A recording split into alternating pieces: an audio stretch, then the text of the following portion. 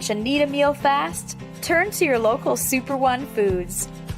Whether it be wings and dip for watching the big game, or simply a delicious, healthy meal that's sure to satisfy even the picky eater in your family, we have you covered with convenient grab-and-go food options, all at the affordable prices you've come to expect. So leave the cooking to us and stop by your neighborhood Super One Foods, serving you lower prices and better choices. With me today, we're gonna have a good time. You've convinced me. I'm ready to switch my account. Oh my gosh! Specific answer. They're learning quick. Can we Google it? Whatever. Okay. He's a quick study. There's so many words I want to say. Be careful. It is a love story. You bet it is. Fair. I wasn't done. Ask the questions that you think are silly. Thank you for joining. Bye.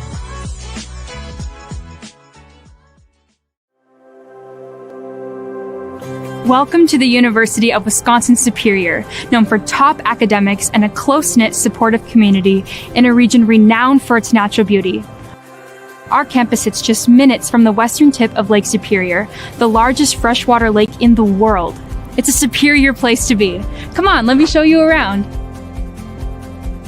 We'll start our tour here in the Yellow Jacket Union, the hub of campus. Here, students can study, play a game of pool, chill by the fireplace, or grab a bite to eat at one of our various dining options. Whatever you're hungry for, you'll find it here. The flags here represent our international students who make up 10% of our student body. At UW Superior, you'll make friends from all around the world. Right outside the Yellow Jacket Union is the Quad, with our two oldest buildings, Old Main and Erlandson Hall, on the other side. When the weather's nice, here we are in Barstow, home to our Natural Sciences Department, where students participate in hands-on research alongside faculty.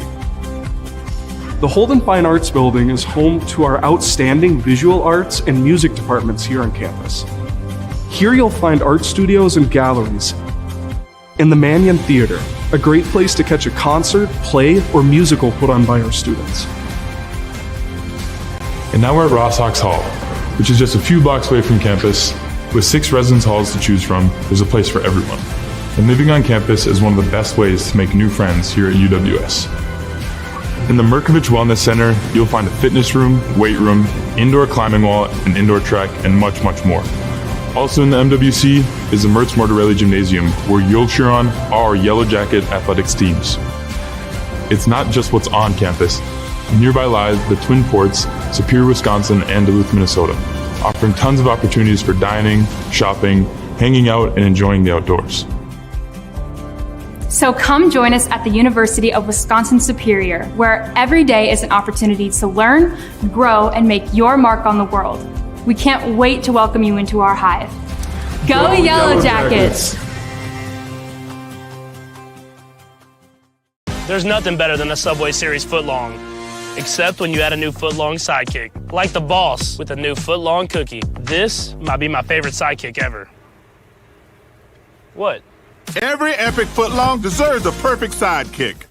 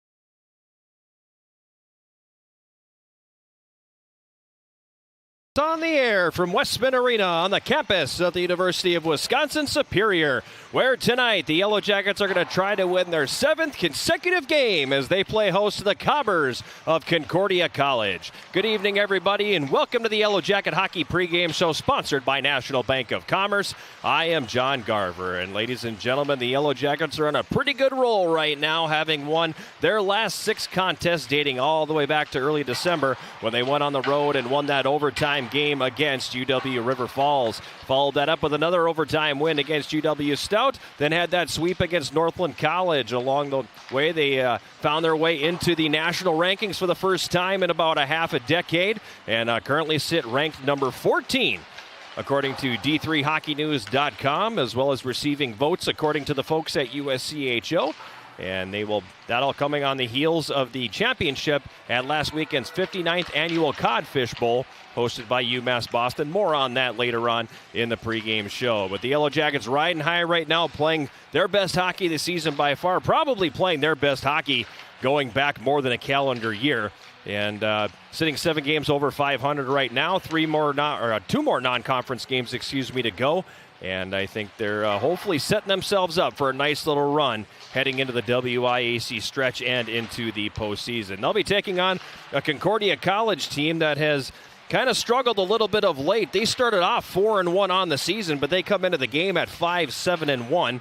They did get a win last time out against Marion, a convincing win, 6-0 was the score in that one. But by and large, they were struggling a little bit there down the stretch, having dropped 7 of 8 games. Am I right there? My math is not the best right now, but 6 of 7 games have a tie in there as well. And it's been a little bit of a rough go here for Concordia College. And after that 6-0 win against Marion, they kind of think things might be going their way now too.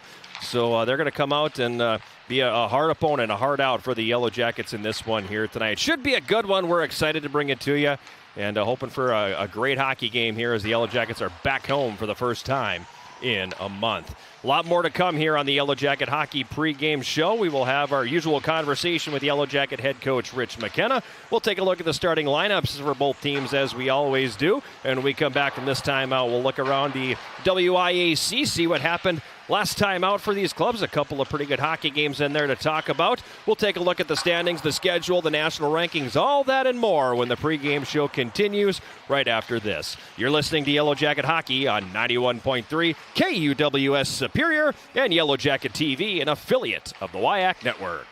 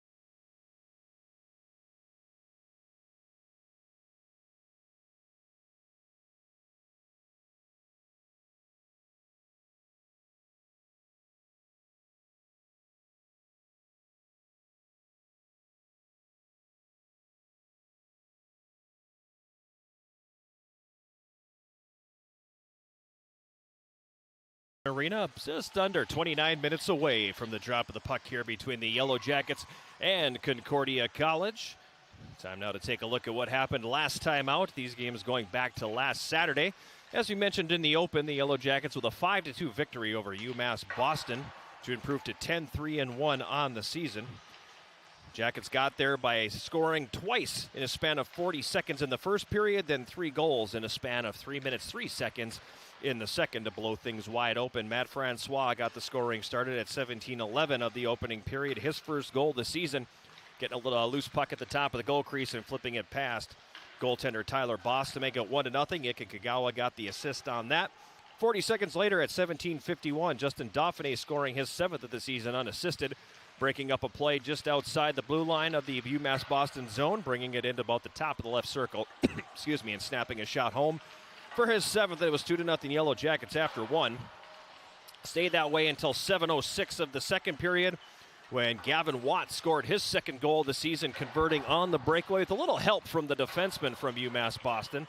As the puck came, the Yellow Jackets were able to break up a play in their own zone. A really fun pass by Dusty Bergstrom, who flipped it over the defenseman, allowed Gavin Watt to skate into it. He took the shot that ultimately was stopped by the goaltender, but then it caromed off of his own defenseman into the net. Watt's 2nd, Bergstrom the assist at 7:06, and the Yellow Jackets were up 3-0. Then at 9:26 shorthanded, Logan Nickerson intercepted a pass in the neutral zone, carried into Boston territory, got to the right circle, and beat the goaltender there with a wrist shot for his 3rd to make it 4-0. And then at 10:09 of the period, Chris Ishmael scoring a shorthanded goal, his 3rd of the season, as he was able to break up a play at his own blue line and go in basically on a breakaway from his own blue line all the way in. A nifty little stick handling move, taken to the forehand and sliding it home for his 3rd. That was also unassisted. 5-0 Yellow Jackets at that point. UMass Boston got on the board at 14-13. It was 5-1 after 2. They scored again early in the 3rd at 3:29 to make the score at that time 5-2. And if I'm being honest, it was an uncomfortable 5-2 because UMass Boston was kind of taking it to the Yellow Jackets a little bit at that point in the period. And it kind of felt like, they're one bounce away from having this thing kind of get away. Fortunately, they were able to shore up the defense, played very, very well on their own end, and were able to cruise to the 5-2 win. Kobe Grant getting the win in goal for the Yellow Jackets. He improves to 3-1-1 on the season. He finished the game with 35 saves. And with that victory, Yellow Jackets improving again to 10-3-1. Elsewhere around the WIAC, UW Stevens Point defeated St. Norbert 4-1, and that finished off a weekend sweep for the WIAC against the St. Norbert College Green Knights, who have now dropped 3 consecutive games. Dawson Chirino and Fletcher Anderson scored 33 seconds apart in the opening period to stake the Pointers to the lead. Nico Shimolevsky made it 3-0 midway through the second before St. Norbert got on the board on a Jack Kristen goal at 14:54. Peyton Hart countered for the Pointers just over a minute later to make the final score 4-1. Alec Proctor made 24 saves for for UW Stevens Point as St. Norbert outshot the Pointers 35-27. Bethel defeated Northland 3-1 at the Bay Area Civic Center in Ashland. Connor Brazil scoring just 1:15 into the game put Bethel in front. Logan Gallagher tied it for Northland at 6:38 of the opening period, and it stayed that way until there was just 2:01 to go in the second when Jeremiah Conkle scored to put Bethel in front for good. Brazil added his 2nd goal of the game in the 3rd period to round out the scoring. Shots favoring Bethel 49-27. River Falls defeating UW Stout by a score of 4-3, so the Falcons take the season series from UW Stout 2-1. After a scoreless first period, things got a little hairy in the second. Alex Atwill scored 1:42 into the second period to give River Falls the lead. Johnny Myers made it 2-0 at 10:10 of the middle frame. Hayden Stocks then cut the deficit in half for UW Stout with a power play goal at 12:20, and Maxis Bermanis tied it less than a minute later. Stout would take the lead on a power play goal by Jacob Halverson at 16:22. It was 3-2 Stout after 2. Then Dylan Smith tied it at 3 with a goal just 22 seconds into the 3rd period for River Falls. And then Atwill scored his 2nd of the game at 1:14 of the 3rd period, to put River Falls in front, and they were able to hold on to that lead. Stout outshot River Falls 36-31, with Brennan Boynton finishing with 33 saves in goal for UW River Falls. That was a conference game, so 3 points there for River Falls. What does that do to the conference standings? Well, it puts them in a tie for first place with the Yellow Jackets, but the Jackets with the victory over River Falls already this season. This puts them, gives them the tiebreaker. Jackets 10-3-1, 5-1 in conference play. They have 13 points. River Falls is tied with the Jackets. They're 8-5 overall, 4-3 in the conference, also 13 points. UW Eau Claire is sitting in third place, 5-6-1 overall, 4-2 in the WIAC, 12 points. Stevens Point is fourth, 7-4-1 overall, 3-2-1 in conference play. They have 11 points, so you've got 4 teams separated by 2 points atop the WIAC standings. UW Stout is in fifth, 6-6-1 overall, 2-4-1 in the WIAC. They have 8 points, and Northland sitting at 0-13, 0-5 in the WIAC, 0 points, and I believe their losing streak now sits at 39 consecutive games. So tough stretch here for the Lumberjacks, no doubt about that. Elsewhere around the WIAC tonight, St. John's is on the road at Northland. Jackets will see the Johnnies here at West Minn Arena tomorrow. St. Scholastica is at KB Willett Arena to take on Stevens Point. Augsburg is at Stout. Augsburg, the big mystery of the MIAC this season, is probably one of the teams that you would have pegged to be near, if not at the top of the conference standings, and they come into play this weekend sitting dead last in the MIAC. So that's an interesting side note there. The Jackets don't see the Augies at all this year. Bethel is at River Falls, and MSOE, the Milwaukee School of Engineering, at the Hobbs Ice Center to take on UW Eau Claire. Mentioned earlier that Logan Nickerson was the MVP of the 59th Annual Codfish Bowl, and as a result, he was named the WIAC Player of the Week. Kind of interesting, too, because he had a goal in each game, and that was it. Granted, one was a shorthanded goal, one was a game winner. You would have thought somebody from, like, Stout, who put 6 on St. Norbert last week, may have been who would get the Player of the Week, but we'll take it. Logan Nickerson, the Player of the Week in the WIAC this week. National rankings came out, and according to USCHO, UW Stevens Point sitting at number 14. They're the only WIAC team to be ranked, according to USCHO, while River Falls and the Yellow Jackets are both in the receiving votes category. Some people have looked at that and go, how in the world are you leading the conference and you've defeated River Falls? How are you still not getting more votes? But it's all subjective, I guess. Depends how the voters are feeling that day. If you don't like the result of that, then go over to d3hockeynews.com, because the Jackets sitting 14th in that poll, and the only WIAC team to be ranked in that one as well. Stevens Point and River Falls are receiving votes there. About 21 minutes away from the start of this one between the Yellow Jackets and the Cobbers. We'll take a timeout, and when we come back, we will take a look at the starting lineups in this one, sponsored by Superior Choice Credit Union. This is Yellow Jacket Hockey on 91.3 KUWS Superior and Yellow Jacket TV, an affiliate of the WIAC Network.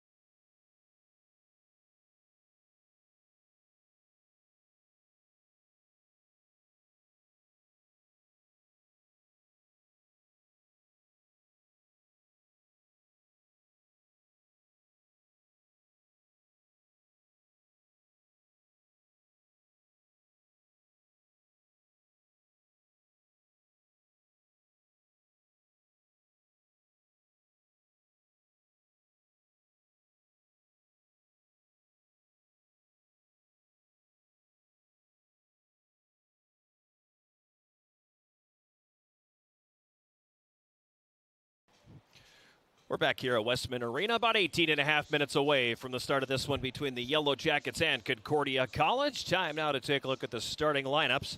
Starting lineups, as always, are sponsored by Superior Choice Credit Union. For the Yellow Jackets, it's going to be Kobe Grant getting the start in goal, the sophomore from Vernon, British Columbia, making his 5th appearance. He's 3-1-1, has a goals against average of 1.96 and a save percentage of .941.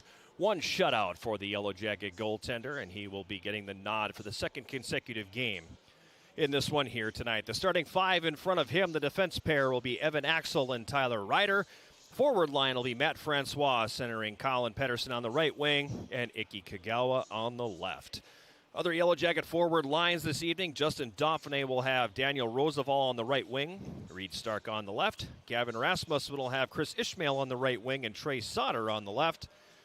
And, Alexei Yarmolnik will center Logan Nickerson on the right wing and Blake Setter on the left. Other defense pairs tonight, Matt Danziger will be partnered up with Dusty Bergstrom, and Blake Holmes will be with Frank Devorny. Backup goaltender tonight, Jack Boschert. Extra skater, Sam Brennan.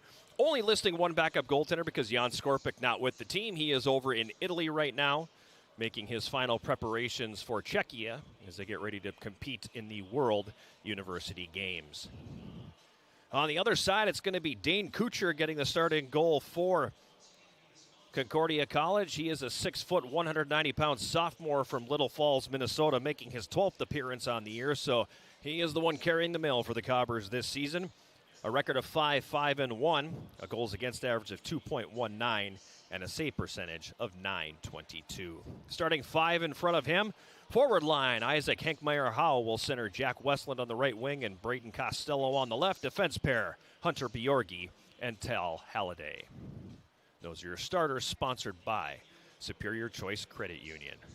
About 16.5 minutes away from the start of this one between the Yellow Jackets and the Cobbers. We'll take a timeout, and when we come back, we'll have our conversation with Yellow Jacket head coach Rich McKenna.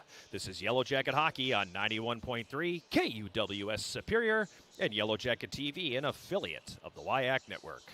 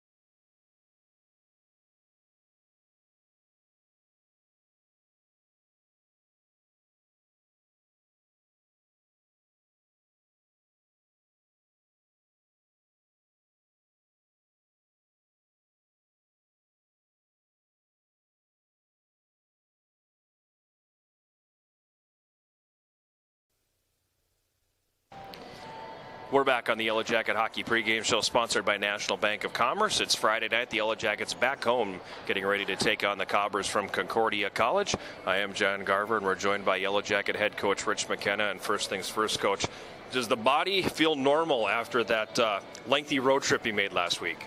I would say we've worked a few things out, but we're 95% here now. But it was a trip for sure, and the guys were feeling it. Kind of felt like we were dragging pianos on Tuesday.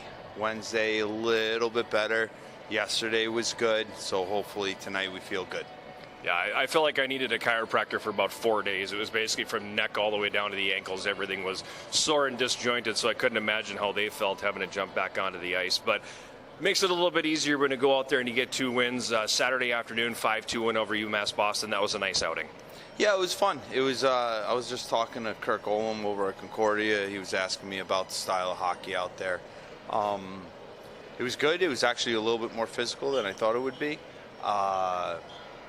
It was, we were able to get some goals.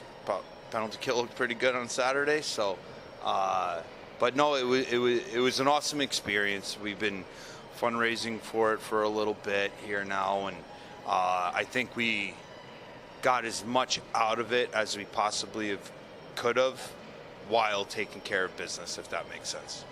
You brought up the penalty kill. I'm going to jump back to that here in a few moments. But you talked about, or he was asking you about the style of play and everything, and I don't know if there was as much a difference in style of play as maybe there was in style of officiating. And you mentioned that a little bit too, and I don't want to be critical of anybody that wears a striped shirt out here, but it's definitely a different style of officiating in the East. Can you talk about that a little bit without getting yourself in trouble?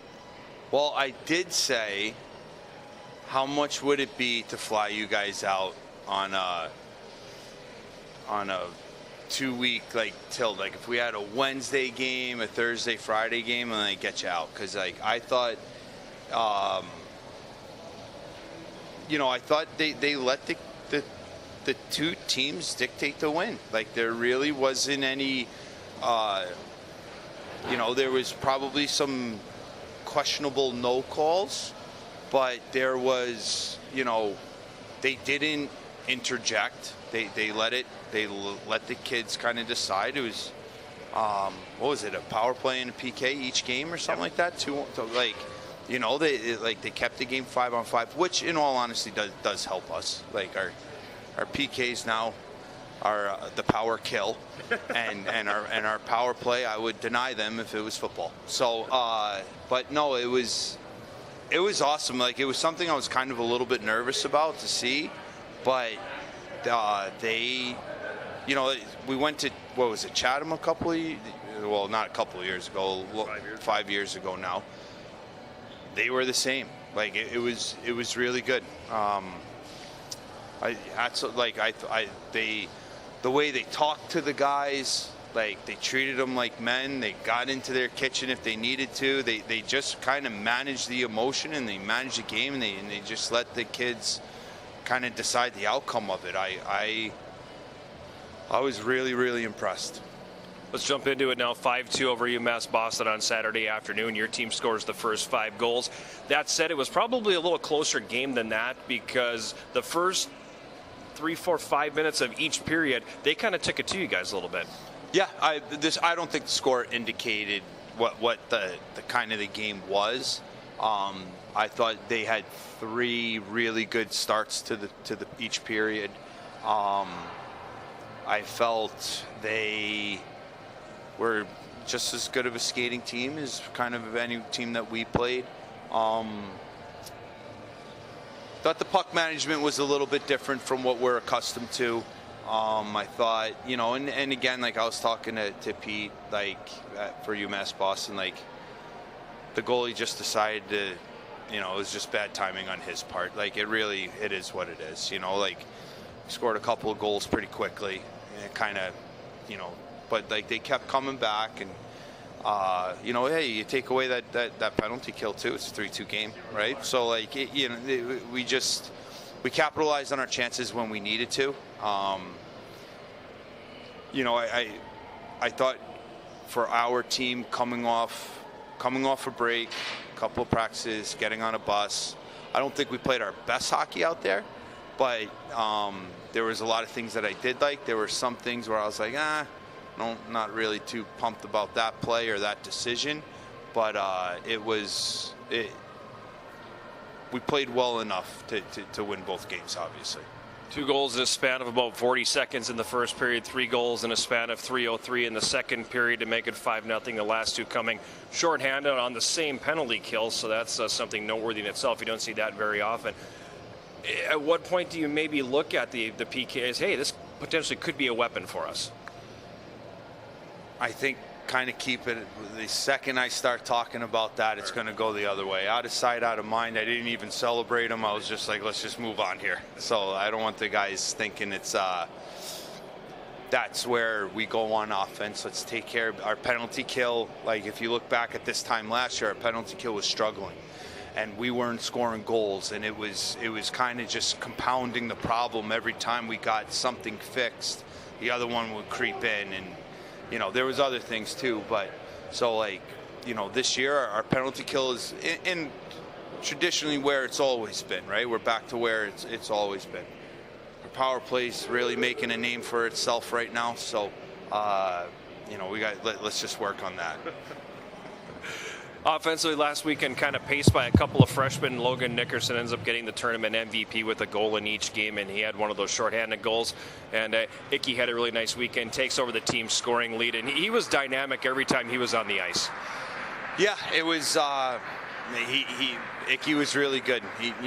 His lateral movements, the shiftiness that he plays with, his feet and hands are really connected. Like, his faster his stick handles, the faster his feet go, and all that stuff. I was really proud of Logan, though. Like, hometown kid, basically. He's from Connecticut. He probably had a 20-person deep fan section there, and he plays a much different game than Icky, but he's first over the boards on the kill for us as a freshman. He's not on power play, but he's hard. There's really not a defenseman in this league that he can't bowl over when he has to. He actually has a pretty good shot too. Icky's a little bit more dynamic, buzzing around. He's like a little buzzsaw out there. So it's a good mix. I was proud of both of them. And it just kind of, D3 is a good level. Like, we just had, Charles Martin make his AHL debut while we were on our way to Boston. Like, there's kids in this level that can go off and play and have a career in hockey. And for two freshmen, for a freshman to be leading our team in scoring, and another freshman, getting MVP of the Codfish, like, it just shows you how good hockey really is right now. Concordia coming in here now tonight, a team that's struggling a little bit here as of late. Probably handed you one of the uglier defeats of the season last year, but different team obviously this season. What do you think you're going to see out of this club tonight? Well, I think with Concordia, the record's not exactly where they want it to be. They've had some really tight games, though. Like, I wouldn't say they're getting they're getting bushwhacked every night, right? They're in the games. Whatever happens, they're coming up on the short end of the stick. Lots of one-goal losses. Been there, done that. So I understand. I would say in a way they're fragile. But also, like, they're coming off of a 6-0 win from last weekend on their senior day. They're probably thinking that's going to start the thing. They're probably going to come out here. I told our guys this week that we have the target on our back. That's what we wanted. So you got it. Now let's protect it. And, they're going to come out hard, and we just got to come out hard and play our game. And ultimately, who manages the puck the best, who executes a little bit cleaner, and who earns the bounce and capitalizes on it is probably who's going to win tonight. Thanks, Coach. Good luck. Take care, guys. That's Yellow Jacket head coach Rich McKenna, 9th season behind the bench, 101 wins, 103 losses, and 17 ties. His all-time mark, and I know how important getting to that 500 mark is for him, so inching ever closer to being 500 as a head coach here at UW Superior. His counterpart is Kirk Olam in his 3rd season behind the bench of the Cobbers, 27 wins, 31 losses, and 6 ties. Yellow Jackets have the edge in the all-time series, 24 wins to 10 for the Cobbers. No tie games between these two clubs. The officials for tonight's game have been assigned by the Wisconsin Intercollegiate Athletic Conference. The referees are Jay Borman and Rick Larson, and the linesmen are Jace Friedlieb and Anthony Podominic. And that'll do it for the Yellow Jacket Hockey pregame show, sponsored by National Bank of Commerce. We're going to take a timeout, and we will come back with a drop of the puck between the Jackets and the Cobbers right after this. This is Yellow Jacket Hockey on 91.3 KUWS Superior and Yellow Jacket TV, an affiliate of the WIAC Network.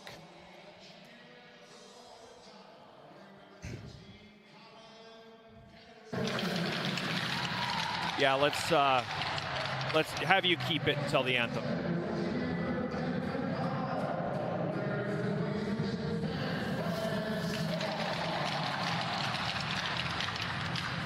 And your starting goaltender is a sophomore from Vernon, British Columbia, wearing number 30,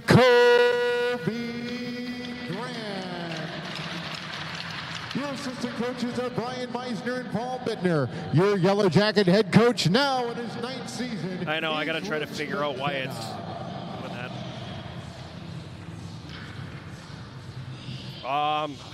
I'm not plugged into it, long story. That's the mixture that we're running through, and I have to figure out why the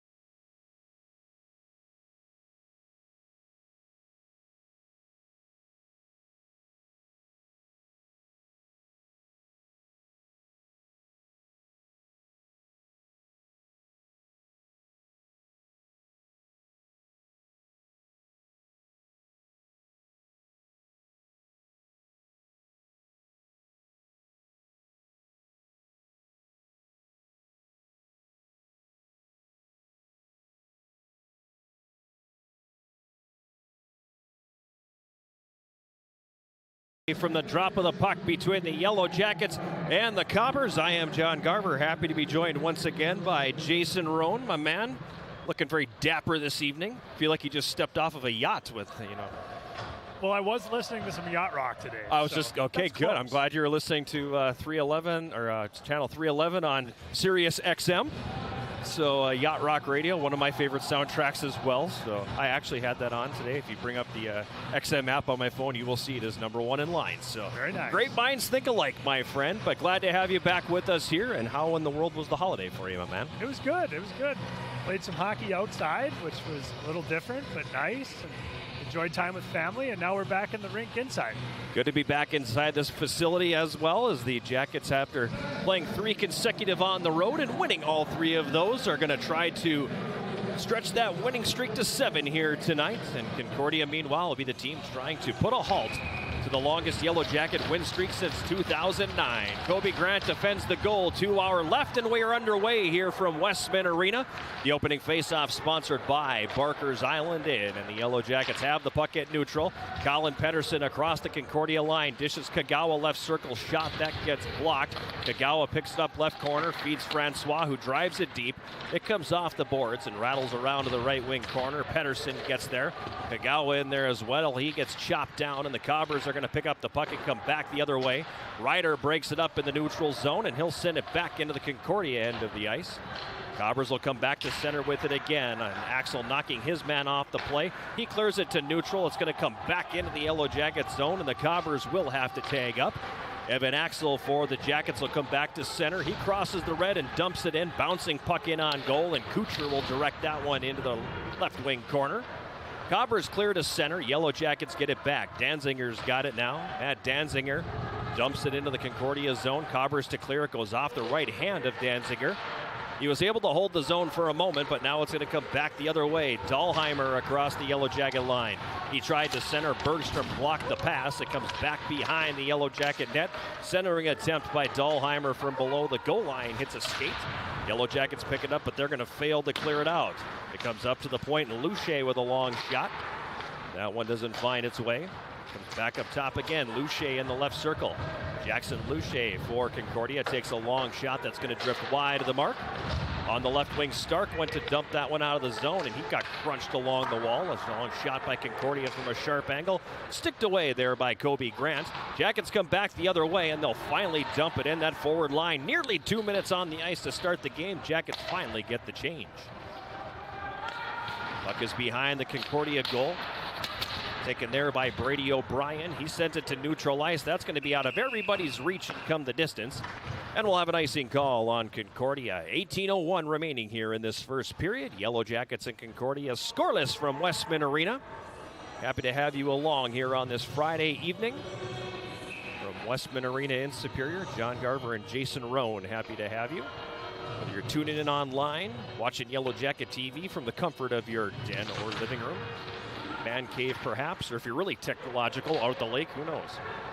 Happy to have you with us here on this Friday evening. Puck dumped into the Yellow Jacket zone, and that's going to be icing.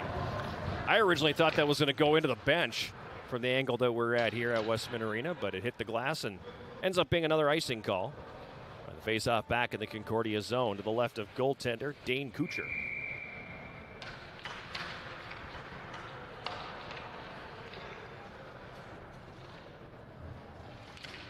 Gavin Rasmussen in to take the face-off. He'll win the draw. At the right point, Holmes takes a shot. That one gets blocked. O'Brien behind his net for Concordia. Banks it off the boards on the right wing side for Hunter Olsen. That's broken up in the neutral zone. Now Trey Sauter's got it for the Yellow Jackets here. Over to the left wing, Rasmussen. Tried to go rink wide for Ishmael coming down the right wing. Fanned on the pass, not once but twice. So that one definitely not meant to happen. And the Cobbers are going to pick it up and dump it back into Yellow Jacket territory. DeVorney picks it up, leaves it along the end board behind his net for Rasmussen. He sends it up the right wing, hits the referee. It's going to be kicked back down behind the Yellow Jacket net. Sauter on the left side. Gets tied up as he tried to clear the zone. Blaze Miller has it now. He's wrapped up by Rasmussen. DeVorney picks up the loose puck, goes to the right wing where he's got Ishmael. Now Ishmael banks it off the end board behind his net for DeVorney. DeVorney gets crunched, but he was able to clear that one out into the neutral zone. And then Blake Setter dumps it in for the Yellow Jackets. Cobbers come right back out with it, however. On the left wing boards, Hunter Bjorgi dumps it in. Dusty Bergstrom gets upended as he was trying to clear. Puck stays in the zone. Now a shot from the high slot by Luce goes over the top of the Yellow Jacket goal. Nickerson on the right wing, feeds ahead for Brennan. Sam Brennan dumps it in, deflected to the left wing corner. Concordia zone, Setter giving chase, Nickerson in there as well.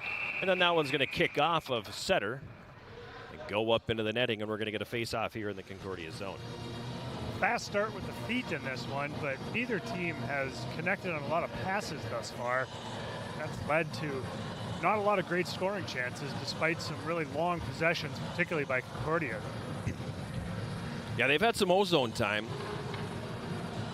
Shots still only 1-0 favoring the Yellow Jackets here. I'm not even sure when that shot came. Faceoff is controlled by the Cobbers. Yellow Jackets bottle it up. Now Pedersen behind the net comes out from the left side. A wraparound attempt, just missing the right post. That one went right through the blue paint, and now back the other way come the Cobbers. Across the Yellow Jacket line, driving the net. Westland with a backhand. That doesn't go. Costello sends that one up to the line, but it's going to be cleared. Come all the way back down into Concordia territory. Kuchar sets it up there for O'Brien behind the goal. Brady O'Brien for Concordia. Leaving it for Hanson O'Leary. O'Leary now cuts it up the middle, feeds to the right wing, and it's played to the Yellow Jacket zone. Broken up there by Francois, who is tied up, then takes a nice cross check from Bjorgi. Puck gets dumped into the Yellow Jacket zone. Comes behind the goal for Ryder. Ryder tied up. Now the feed comes right out front. A shot point blank right on, and the save is made by Kobe Grant.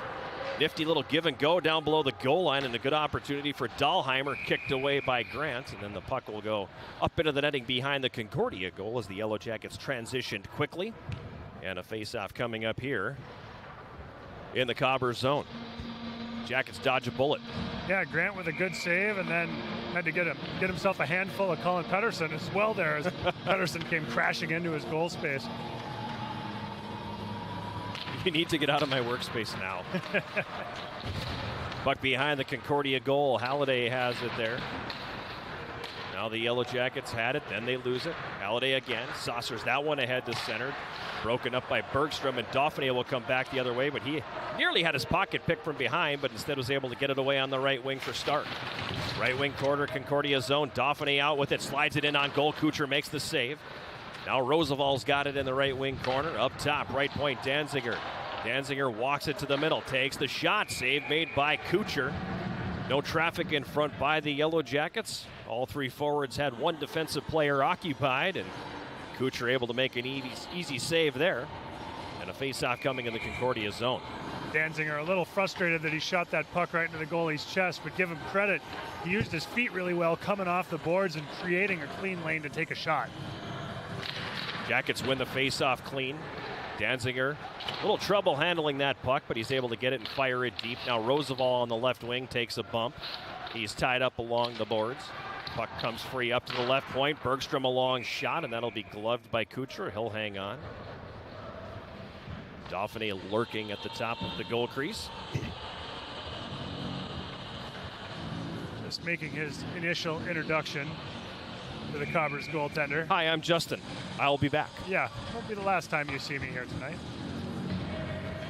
Goals in 5 of the last 6 games for Justin Dauphiné, who's second on the team with 7. Cobbers controlling the face-off now. They'll clear it out into the neutral zone. Picked up on the left wing by Kennett. He'll dump it in. And we'll get a stoppage in play, and a hand pass is going to be called. Blake Holmes disputing that. Gavin Rasmussen as well. Anthony Podominic will ultimately win out.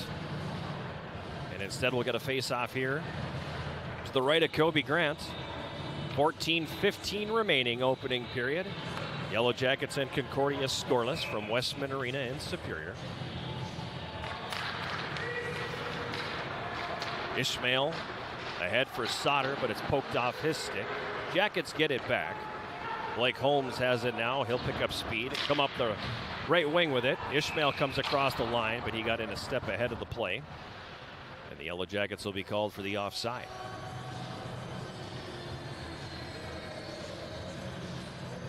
Jackets have suddenly opened up a shots on goal advantage here with the scoreboard showing it 5-1 currently. Yes, and the live statistics will confirm that finding, so always like that when they jive. That's good. It is good. Well, we paid a lot of money for the headsets, so the scoreboard and live stat people could be on the same page. Puck dumped into the the Concordia zone, excuse me. There's going to be they're not going to call that as Ishmael knocking down Brady O'Brien from behind. I thought for certain that was going to be a penalty call. Now it comes up to the right point. Long shot, Rasmussen, save Kucher. And Hinkmeyer Howe coming the other way for the Cobbers up the right wing across the Yellow Jacket line. He plays it to the left wing corner. Puck is free there, and it's picked up by the Yellow Jackets, Blake Holmes. He'll come out the left side with it now and carry to center. Cuts it over to the right wing across the red line. He plays it in. Holmes chases it down. Holmes with a sharp angle shot, and he puts that one off the iron. Look, probably more like outside of the post than anything that could have legitimately been a scoring opportunity, but you hear the ping and get excited sometimes. Puck is behind the Concordia goal right now. Halliday pestered there by Nickerson. Cobbers pick it up and they'll carry it to center up the right wing. Dahlheimer, he gets knocked off the play. Cobbers regain control, however. And on the left wing boards, it's Boucher dumping it in. Now a centering pass from the left corner, intercepted. Jackets coming back on the attack. Center across the Concordia line, a shot that's blocked by Blake. Loose puck behind the Cobbers net, wrapped around for Dahlheimer on the left wing. Poke checked off his stick by Yermolnik. Alexei Yermolnik had a chance to play in front of his parents last weekend who made the trip from New Jersey. Now the Cobbers go to clear. That one gets rifled up into their coaching staff, so We'll get a face-off here in the Concordia zone, and they might have a conversation with Caden Triggs and say, do that again, your ice time is going to be affected, young man. Yeah, what's the kangaroo court say about that? I mean, is there a fine in the locker room when you do that? I feel like there should be. I mean, if you bank one off the coach, I don't know if coaches have the ability to assign a fine in the kangaroo court, but they should at least be able to bring the charges, right? In the neutral zone, it's Axel for the Yellow Jackets. He'll dump it in. Jackets have to tag up as Pettersson was well behind the play. Cobbers will settle it down now and fire it ahead on the left wing. Mason Plant's got it there. He'll float it into the middle across the Yellow Jacket line. A shot from the right circle by Hargindegi is going to go wide. Now into the left circle, a shot. That one's going to miss wide at the mark as that one is taken by Hunter Olsen.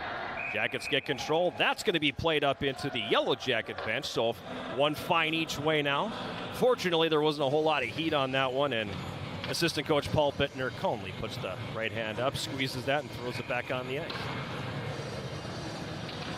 Good shift by Hargindegi there, showing some good speed for the Cobbers. And a good job by the announcing crew to not stumble over the name on the first time we had to use it tonight. I was reading it the whole time. O'Brien left point, a shot gets through. Now the Jackets pick up the loose puck. Kagawa has it poke checked off his stick, and it's dumped back into Yellow Jacket territory. Grant out of his net, gives to Axel. That pass up the middle misses Kagawa. It's going to come all the way down. Icing waved off on the play. Halliday behind his net, knocked off the play by Dauphiné, who's centered, and then that one is broken up. And the Cobbers will come back to neutral ice. On the left wing, Adam Brown sends it into Yellow Jacket territory. Picked up here by Bergstrom. Into the middle for Dauphiné now. Justin Dauphiné ahead on the right wing. Wanted Stark. It's intercepted. Numbers back the other way for the Cobbers. A shot from the left circle by Blaze Miller, and the save is made by Grant. Now Stark the other direction. Dishes off for Roosevelt, and he'll dump it in. Stark chases it down right corner. He tried to center. As we pass the 9-minute mark of this opening period, Yellow Jackets and Concordia scoreless. In the neutral zone now, backing it up to his own line, Bergstrom, rink-wide feet on the right. Taken there by Roosevelt. He plays it into the Cobbers zone. John Blake will corral that behind the net. Not pressured as the Yellow Jackets begin the line change with the forward unit. And Hinkmeyer Howe comes up the right side, cuts it to the middle, dishes over to the right wing. Jackets intercept. Roosevelt able to break up the play, then his pass is picked off. Now Jackets get it back. Sauter, the defenseman, falls down. Trey Sauter, and he scores! Yellow Jackets get a break rather, as the defenseman falls down. And Sauter goes in and scores his first collegiate goal, marred slightly here as Isaac Hinkmeyer Howe came back into the play after the goal and decided to throw one in to Trey Sauter. I think Sauter creates the turnover here as well, and then ends up scoring the goal. So a heck of a play on all sides of the ice here for the Yellow Jackets. Just waiting for the replay to queue up so we can take a peek at it. We didn't get the actual turnover part of things, but it was a great shot. It looked like he'd scored 1,000 times before. It does, and he probably has between games and practice. But for the ones that count here in Souptown, it's the first collegiate goal for Sauter. That one comes at 9:37 of the opening period, and the Yellow Jackets are leading 1-0.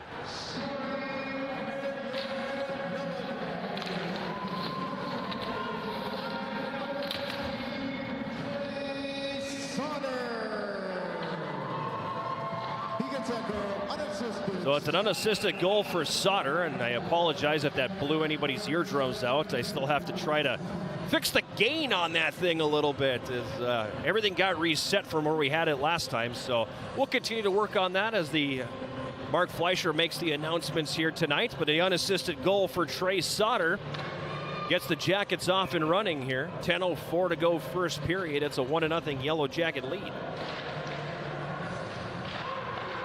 Dvorny for the Jackets pokes that one up the left side, but it hits a skate and stays in the zone. Now Dvorny behind his own net. Wanted to go up the left side looking for Holmes, but that one's blocked. Cobbers get it back, feed it up to the right point. Long shot taken there by Halliday. Catches traffic in front, ends up in the left wing corner. Jackets will go to clear. Yarmolnik giving chase. Stick chopped out of the hand. Coaching staff shrugs the shoulders, palm to the sky. Play continues on. In the neutral zone now, Setter takes a chop along the boards from Hanson O'Leary. The puck is in the offensive zone for the Yellow Jackets. The shot by Brennan whistles high and wide. Comes back into the neutral zone now. And Hunter Olsen sends it into the Yellow Jacket zone, right wing corner. Bergstrom gets there. Gets away from the check. You can hear a little bit more of the stick work going on down by the ice mics there. So things picking up a little bit here as we near the 11-minute mark of the period. Yarmolnik up the left wing, gets the red line. He dumps it in. Comes back behind the Concordia goal where Kucher will set it up while the Yellow Jackets change personnel. Shot 7-2 Yellow Jackets, and they have the 1-0 lead. Luche inside his own line. Starts that one ahead on the left wing. Mason Plant tips it into the Yellow Jacket zone. Circling back behind the goal. Axel for Ryder. Now up the wing for Kagawa. That one doesn't connect. Right back the other way. Blaze Miller, left circle, fires, and the save is made by Grant as Miller tried to go high with that. Grant was able to get a shoulder on it. Tough save from that point from that vantage point. That one had some steam on it. Now they come again. Kennett from the left circle, a shot. That's going to miss high and wide. So good pushback here by the Cobbers. They've had a couple of good opportunities from close range. Now the puck in the Yellow Jacket zone still comes up to the left point. O'Brien sends it deep. Picked up behind the goal by Kennett. Zach Kennett, right wing corner. Hits the brakes and goes back down the boards behind the net. Pestered there by Francois. Comes over to the left corner. Coming out with it here, Miller takes the shot, and that one's going to pop into the corner again. Then Kagawa knocked off his skates as he was trying to get to the loose puck and engage the contact, or initiate the contact, excuse me.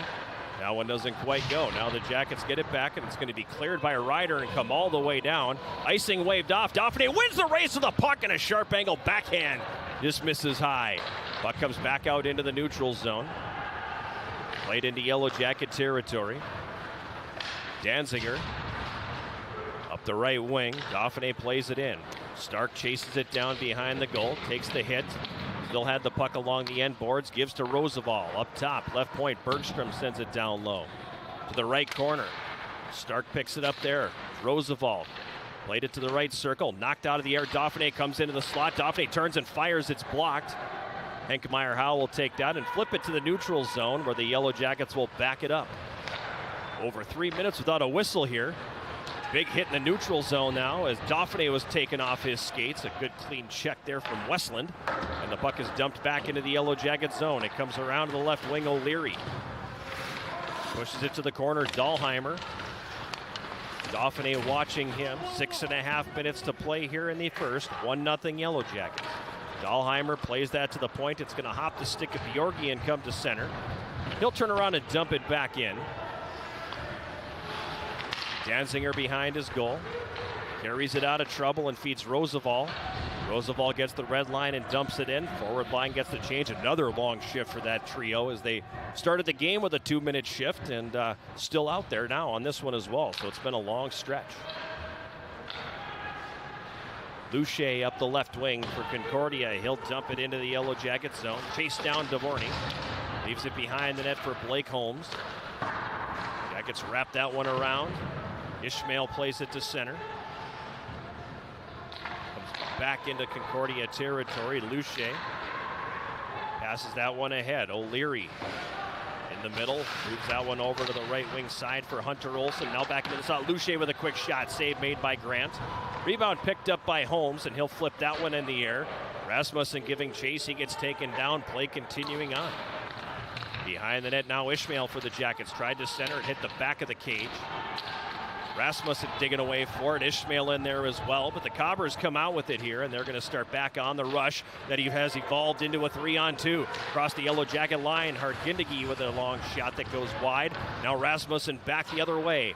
5 minutes remaining here in this first period. Yellow Jackets leading 1-0. Puck flipped back into the Yellow Jacket zone.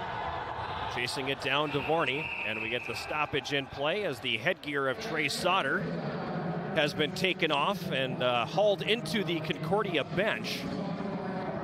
Somehow I don't think that was on the up and up. I mean, you got your own helmets. It doesn't even match your color. But at any rate, we finally have a stoppage after over 5 minutes. Trey Sauter, highly involved in this one so far. has the goal for UWS and then donated his helmet to the Concordia cause.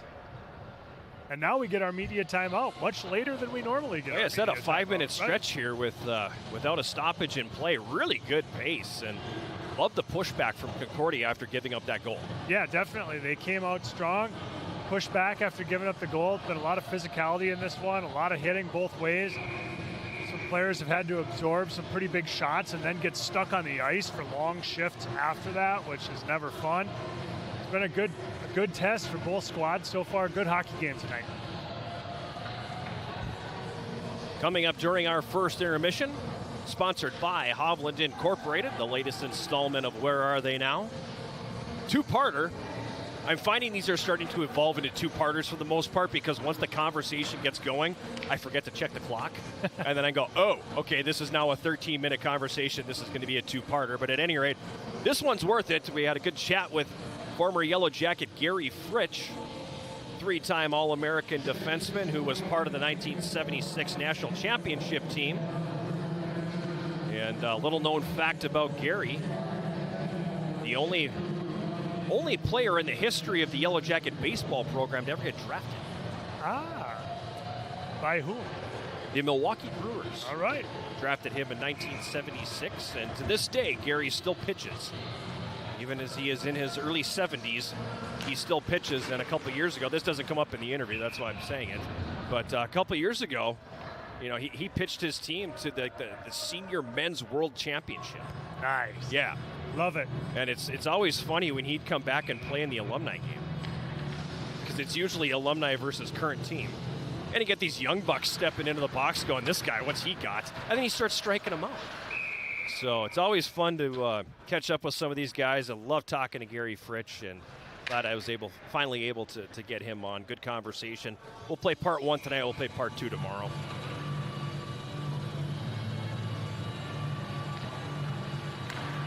Face off to the right at Kobe Grant with 4:44 to go. Shots 8-5 Yellow Jackets, and they lead 1-0. Puck is behind the Yellow Jacket net. Brennan knocks his man to the ice. Puck comes free for Setter. Over to Nickerson, then to the middle for Yermolnik, but he mishandles. Now Brennan's got it for the Yellow Jackets. He'll go off the left wing glass. Bouncing puck at center.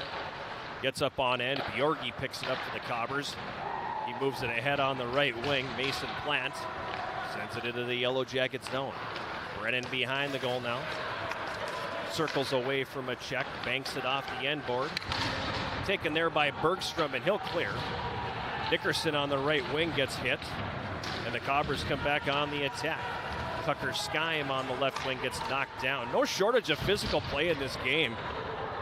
Arguably the most physical game we've seen so far this year. And this is a Concordia team that if you look what they're doing here, they're playing a 2-1-2 forecheck, which you don't see a lot of anymore, but they can play it because of the physical game that they play. Right, finishing every check at every opportunity tonight. And like you said, probably the most physical matchup we've seen thus far. 3:55 remaining. First period, 1-0 Yellow Jackets. The face-off to the left of Kobe Grant. Isaac Hinkmeyer-Howe. He is dismissed from the circle. Jackets end up winning the draw. Axel up the right wing. Tipped there by Nickerson. It comes to the Concordia line. Cobbers right back on the attack. Now Evan Axel's got it in his own zone. He's taken off the play. Yermolnik in there tying up Howell, left wing corner, who's on his knees and still has control of the puck. Gets back up and has the puck still. Comes out from behind the net now. Feeds that one to the left wing side. A shot save is made. Grant, big rebound, kicks right up the slot. Penalty coming. It's going to be on the Yellow Jackets here. And you can see that one coming a mile away. The puck played over right circle. Kicks right up the slot. A shot. Grant makes the save. Jackets clear, and then there's the stoppage. And the first penalty of the game coming as Logan Nickerson was minus a stick, minus a glove. Now he's going to be minus 2 minutes, I think. Or he's going to be up 2 minutes, however you want to look at it. But in his defense, the penalty he took was probably 100% necessary to prevent a goal there. He was kind of the last line of defense against that Concordia player right in the slot with the loose puck. He somehow managed to tie up that player's stick and prevented him to shoot the puck. And probably took away a goal. So a good penalty to take by Logan Nickerson. Jackets have been very haphazard in their own zone. And then a hand pass off the face-off, and that should be a penalty. That's what they're discussing Yeah, right you now. can't, because the centerman cannot use the glove to propel the puck, and that's going to be a penalty on Concordia. Or it's not. He was skating over to the penalty box, and now they're going to talk about it because the referee called hand pass. Yeah, that's a penalty. Yep. That's a penalty. He called a hand pass. That's a face-off violation on the Cobbers. So Tucker Skyme will go to the box. So that will be a short-lived power play for the Cobbers of just 2 seconds. And now the face-off will come all the way down back into the Cobbers zone. And we'll play 4-on-4 for a while. So the much maligned Yellow Jacket power play will get 2 seconds of power play time later. They managed to score on that thing. Then it really is your night. Buy a Powerball ticket. So 4-on-4 for the foreseeable future. Face-off will be to the left of Kuchar in the Concordia zone. Well, maybe the 4-on-4, the Jackets can get their feet back underneath them here. Have not been the same team since they scored that goal. Something we've seen time and again this year. Puck is at the Concordia line. Halliday's got it now. He'll pass that up the middle. It's going to miss everybody. Icing waved off. Sharp angle shot hits the outside of the goal. Right wing corner, Yellow Jackets zone. Hunter Olsen comes out with it for the Cobbers. Up top, Bjorgi at the left point. Walks and fires. Save is going to be made by Grant, and he'll hold on to it here. And we'll get a face-off coming in the Yellow Jackets zone, and that evens up the shots on goal now at 8-8. So the Cobbers with the last 7. Yeah, what was at one time a decisive margin for the Yellow Jackets is now evened out with Concordia showing a lot of urgency right now trying to get back into this game. Face-off will be to Grant's right. Ryder for the Yellow Jackets behind his net.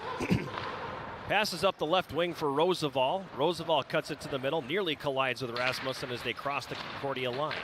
Now his pass intended for Dvorny picked off. Roosevelt gets it back, takes a hit there and loses the puck. It's controlled here by the Cobbers now. It's moved ahead at center. Across the Yellow Jacket line, Hargindegi across the line takes the shot, and that's going to miss just wide. It's going to carry him off the boards and come out to the neutral zone. Cobbers will jump back on the rush again. Miller from the left wing, a shot that goes high and wide. At the right point, Triggs walks it down, cuts it to the middle now. He's in the slot with it, top of the left circle, fans on the shot. Axel clears it ahead to center. Now Rasmussen one-on-one across the line. Right circle takes the shot. That gets blocked and deflected over the net. Jackets regaining control. Stark with a rocket from the slot. He misses wide. Puts that one off the referee behind the net. Meanwhile, an injured Cobber heading off the ice. It's Jackson Luche. And they are finally able to get a fourth skater back on. In the neutral zone, Dauphiné breaks it up now. Dauphiné across the Cobber line, right circle, tries to slide that one across for Stark going to the net, but the defense breaks that one up. Now Stark on the left wing, into the high slot. Holmes walks, lets it go, and the save is made. Kuchar, Jackets on the power play. Holmes, wraparound attempt, right post, stopped, rebound, flipped over the top of the goal. Power play has expired, so they nearly scored in that 2 seconds. Nearly buying a Powerball ticket. Less than a minute to go here now in the first period. Jackets applying late pressure. Kagawa right circle has it poke checked off his stick. It comes up to the line, and the Cobbers are going to clear it out into the neutral zone. Blake Holmes has it here. He flips to neutral. Now it's Kagawa at center. Kagawa across the line. Oh, pass out front, and they score! Oh, what a fake by Iki Kagawa. Got everybody off guard with that one. Stark with the goal. It's 2-0. Oh, baby. A little showtime here at Westman Arena. The Cobbers defenseman had no choice but to try to block that long clearing pass with his shin guards, and it went right to Kagawa, who carried it into the zone and then did a spin around pass to Stark, who buried it off the right post and in. My goodness, he fooled everybody in the building with this fake. A little spin around behind the back pass, and Reed Stark scores his 9th. Jackets up 2-0 with 30 seconds to go here in this first period. On the right side, Pedersen for the Jackets. Up top, Brennan right point, one-timer, and the save made by Kucher. He will hold on. It's his 9th goal of the season and 26th of his career. Number 7, Reed Stark.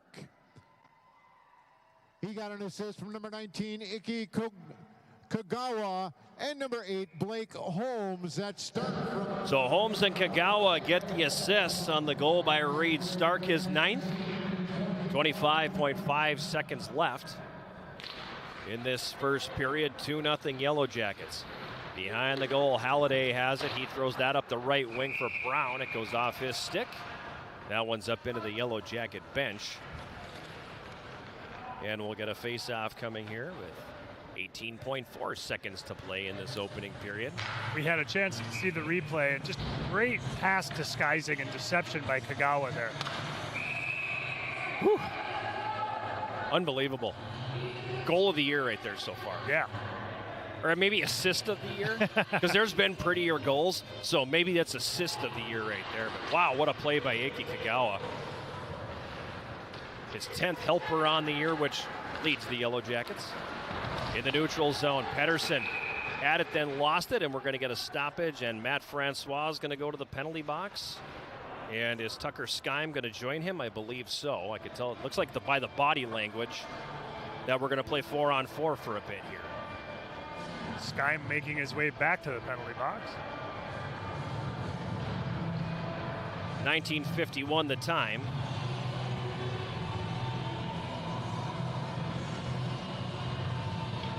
Second minor of the last 5 minutes here for Sky. You know, here we are. I mean, we talked about it in the pregame. 9 penalties in 2 games total last weekend. We're up to 4 here in the first period. So back at it, baby. Getting the quota. 8.2 seconds to go here in the first period. 4-on-4 the rest of the way and into the second. Unless, of course, there are further infractions. Puck comes into the Concordia zone. John Blake will back it up. Blake behind his own net, content to let the clock run out. And the buzzer sounds, bringing our first period to a conclusion. Yellow Jackets with the edge in shots on goal, 11-8, but more importantly, the edge in goals at 2-0. And can't say enough about that one just a few seconds ago, Jason. What a play by Iki Kagawa. Yeah, that was an absolute beauty, worth the price of admission, and really put the cap on what was a super exciting first period of hockey. Both teams had some great opportunities, a lot of good physical play, and some fantastic goals. Well, particularly the last one for UWS, but really the first one too, being able to create a turnover, have a defenseman blow a tire and be able to take advantage of that to get that early lead.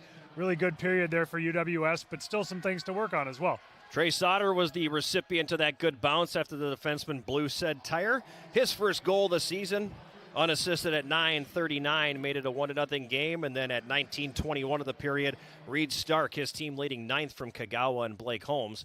And it's 2-0 Yellow Jackets after the opening period. The other thing I want to touch on is we didn't say anything about it. Kobe Grant was really good in the first. Right, one of those periods where when they needed him, he was there. There were a couple chances that were tough saves, a few sequences where the Cobbers had the puck and had a lot of possession and generated some shots, and every time they knocked, he was there with an answer and shut the door. 2-0 Yellow Jackets after 1. We'll take a break and come back with our first intermission, sponsored by Hovland Incorporated, the latest installment of Where Are They Now, featuring former Yellow Jacket Gary Fritsch. This is Yellow Jacket Hockey on 91.3 KUWS Superior and Yellow Jacket TV, an affiliate of the WIAC Network.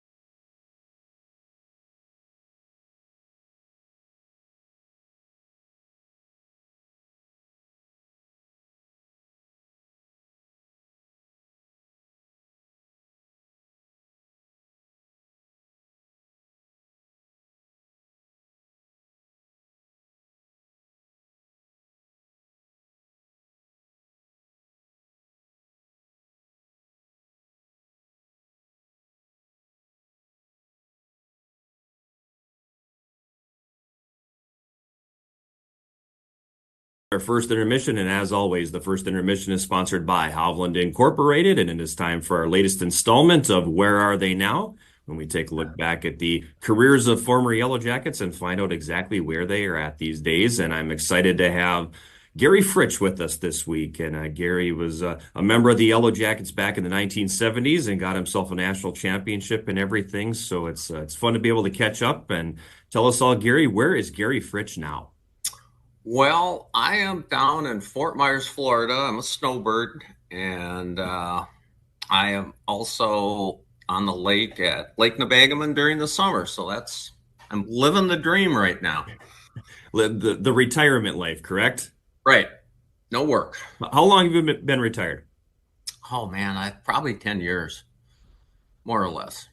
And what was your career when you? Oh, I got an accounting degree from UWS, and I worked for a manufacturing firm in Superior for over 20 years. Superior Ledgerwood Monday, they're right next to Fraser Shipyard. Then I went over and worked for a CPA firm in Duluth, Lacari and Larson. And my final stop was in Superior. I did taxes with Esther Brooks and Associate, and then my friend I had played Little League and went to school with, Babe Ruth, and he was our hockey manager at Duluth Central. Roger Peterson is a partner, and he was kind enough to hire me so I could make a little money in the off season, so to speak. Was the accounting thing something you always wanted to go into? Were numbers always your thing, or was that an accident? I was totally clueless to what I wanted to do going to college, and I wanted to play sports, and I had to try and figure out what I was going to do coming out of college.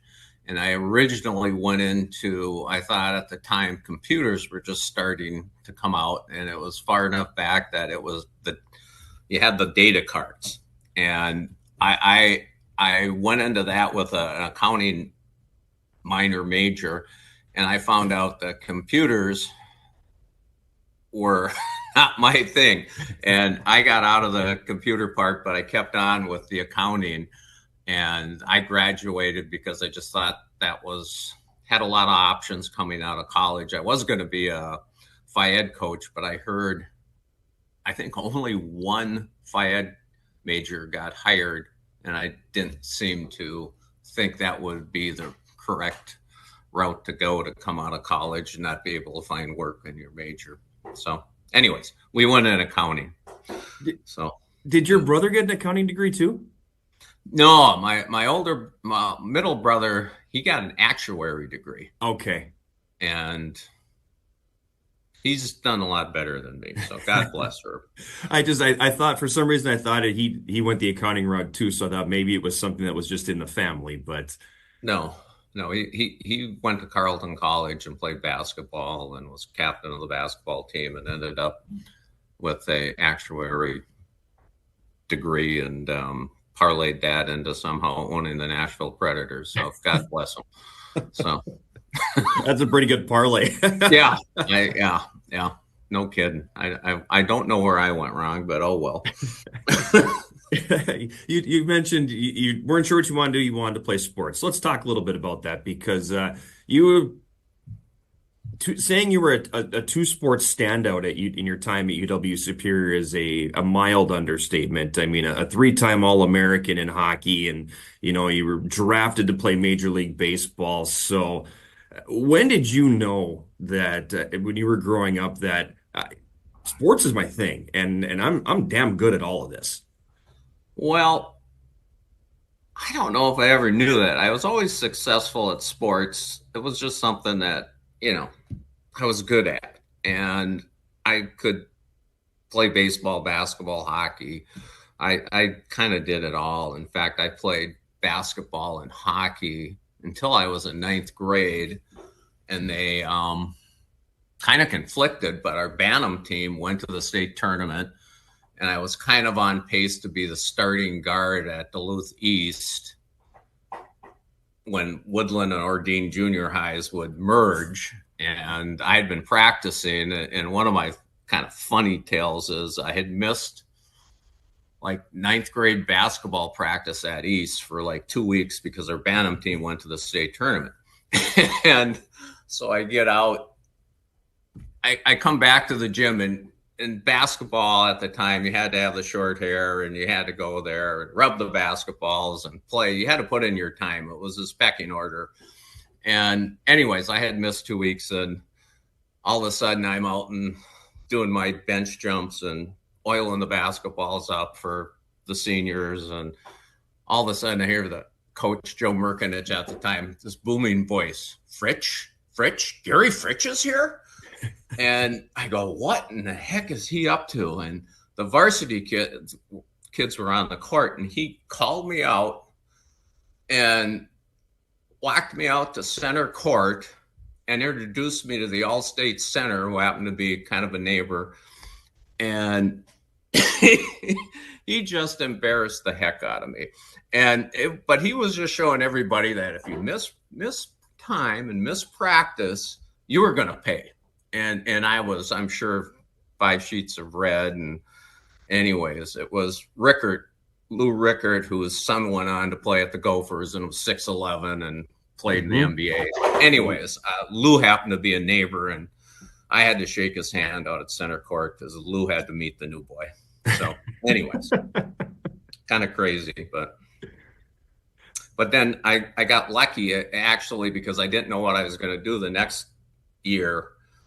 I didn't know if I was going to play basketball, play hockey, because I was going to get to high school and I couldn't do both. And they switched the borderline, and I'm 2 houses on the wrong side of the borderline. And I had to go to Duluth Central, which was East's biggest rival in basketball. And when I went to Central, for no good reason, I disliked the coach so much, which was Hastings, and I had no reason to dislike him except he was the rival of my 2 older brothers who had played basketball at East. So I kind of didn't want to play basketball because I didn't like Hastings, not just for no good reason. But anyways, the hockey coach came up to me and said he had watched me play Bantams and I could probably play right away. I have to see ice time. And so I did, and I got lucky. I got to play for 3 years. We were not particularly good because Duluth East back in the day was a powerhouse, and the Iron Range was really good at the time. You had Greenway and Virginia and all sorts. Grand Rapids was unbelievably good. And anyways, we were probably 3 years. We were probably within a game or two of 500 every year. So we were mediocre. But that's sort of what that was for me. How'd you end up at Superior then? That is kind of an interesting question, because I actually think we'll cut it off there, and if people want to hear the rest of that, that'll be part 2 of this, which will come up during our first intermission.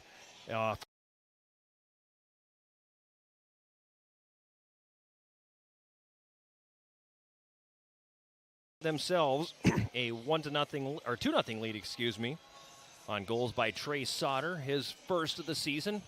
That one coming at 9:37, and then Reed Stark his 9th from Kagawa and Holmes at 19:21. Elsewhere around the WIAC tonight, Bethel a 3-1 lead over River Falls after 1.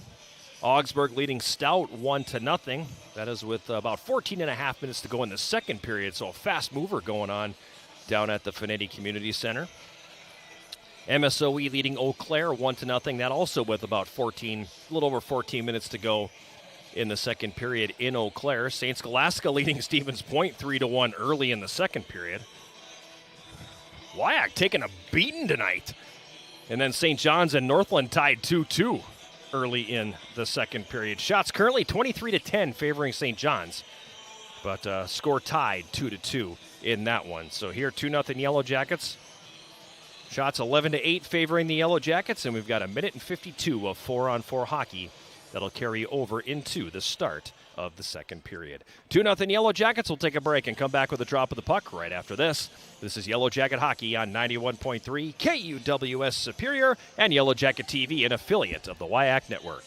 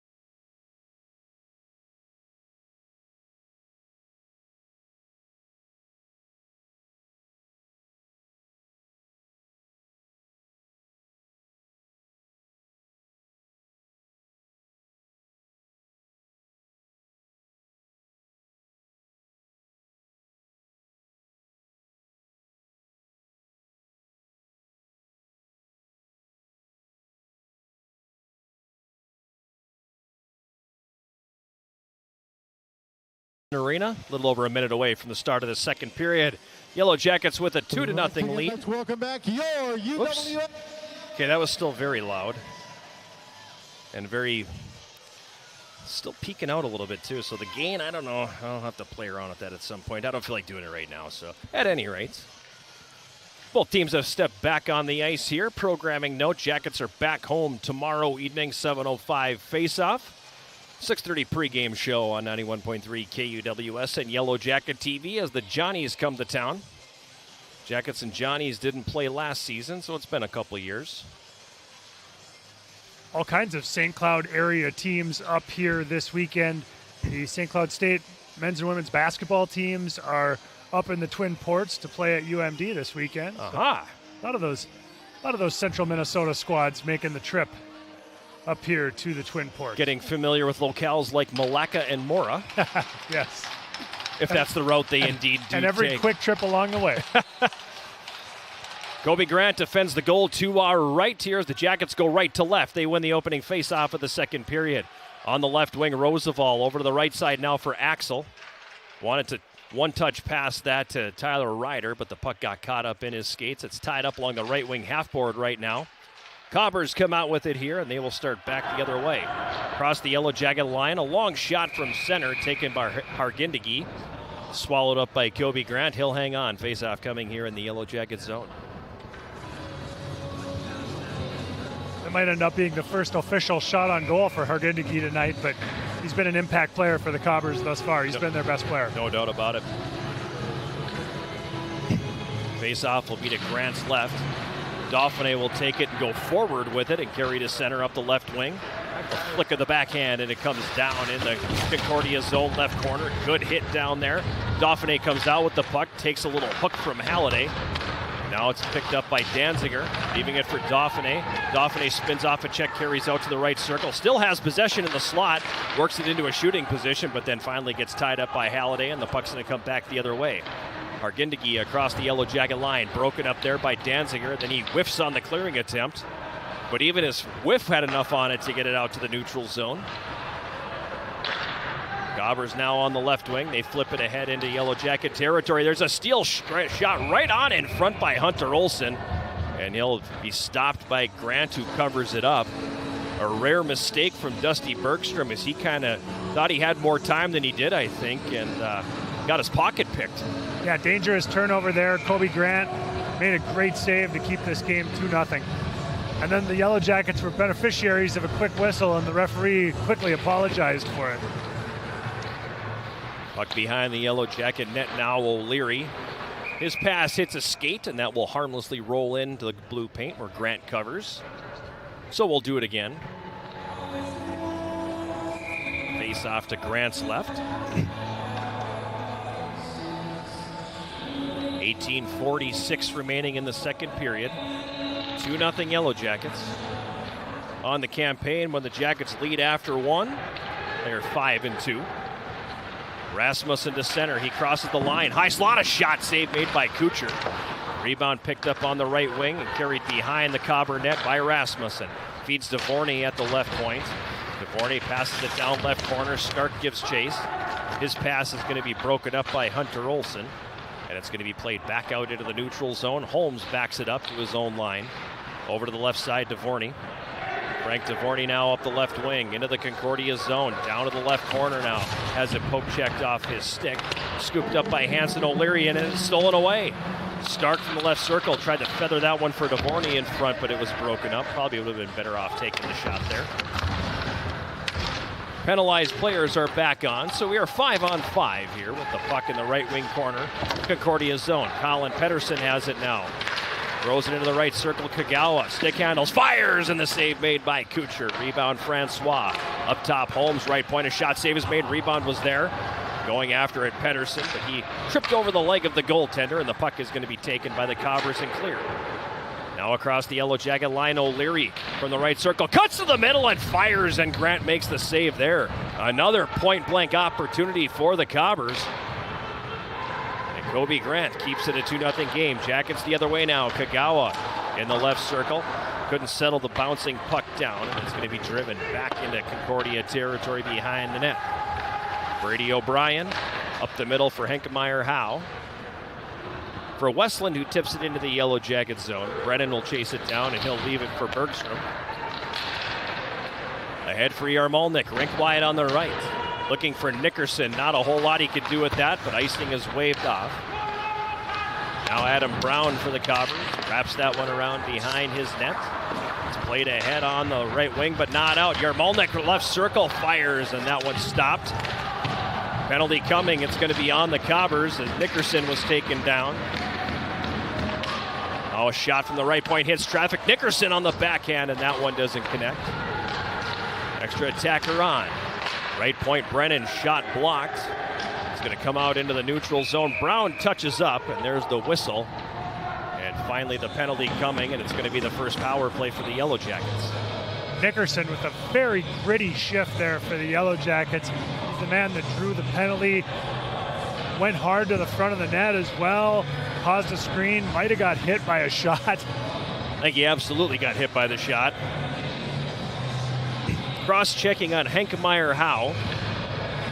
In his defense, I think Nickerson was partially losing balance, but at that point, I think you had to make that call.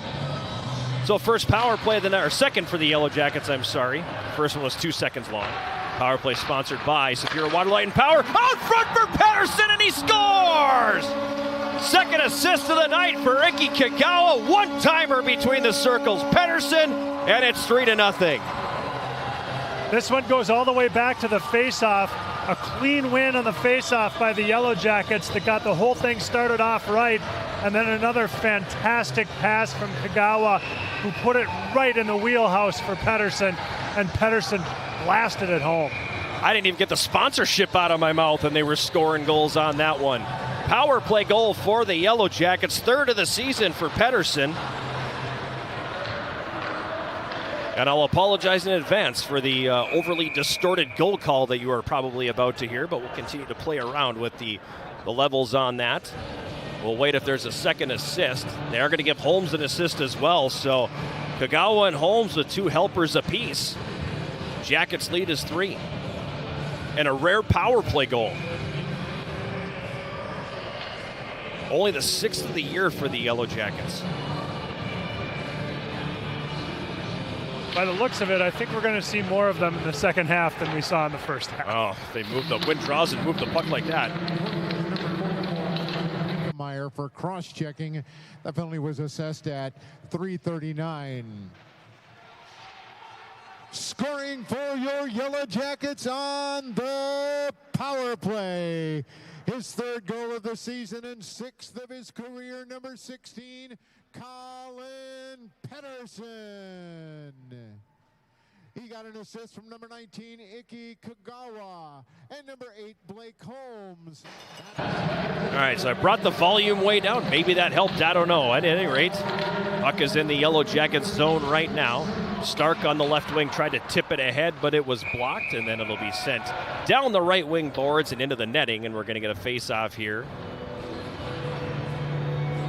You either saved our listeners from hearing damage or made them think that we totally stopped the broadcast. I'm not sure. Either one. They either had radio silence. It's all a win. It's all a win because they need to have to listen to us for that 30 seconds. Face off in the Yellow Jackets zone to Grant's left. 15-19 to play.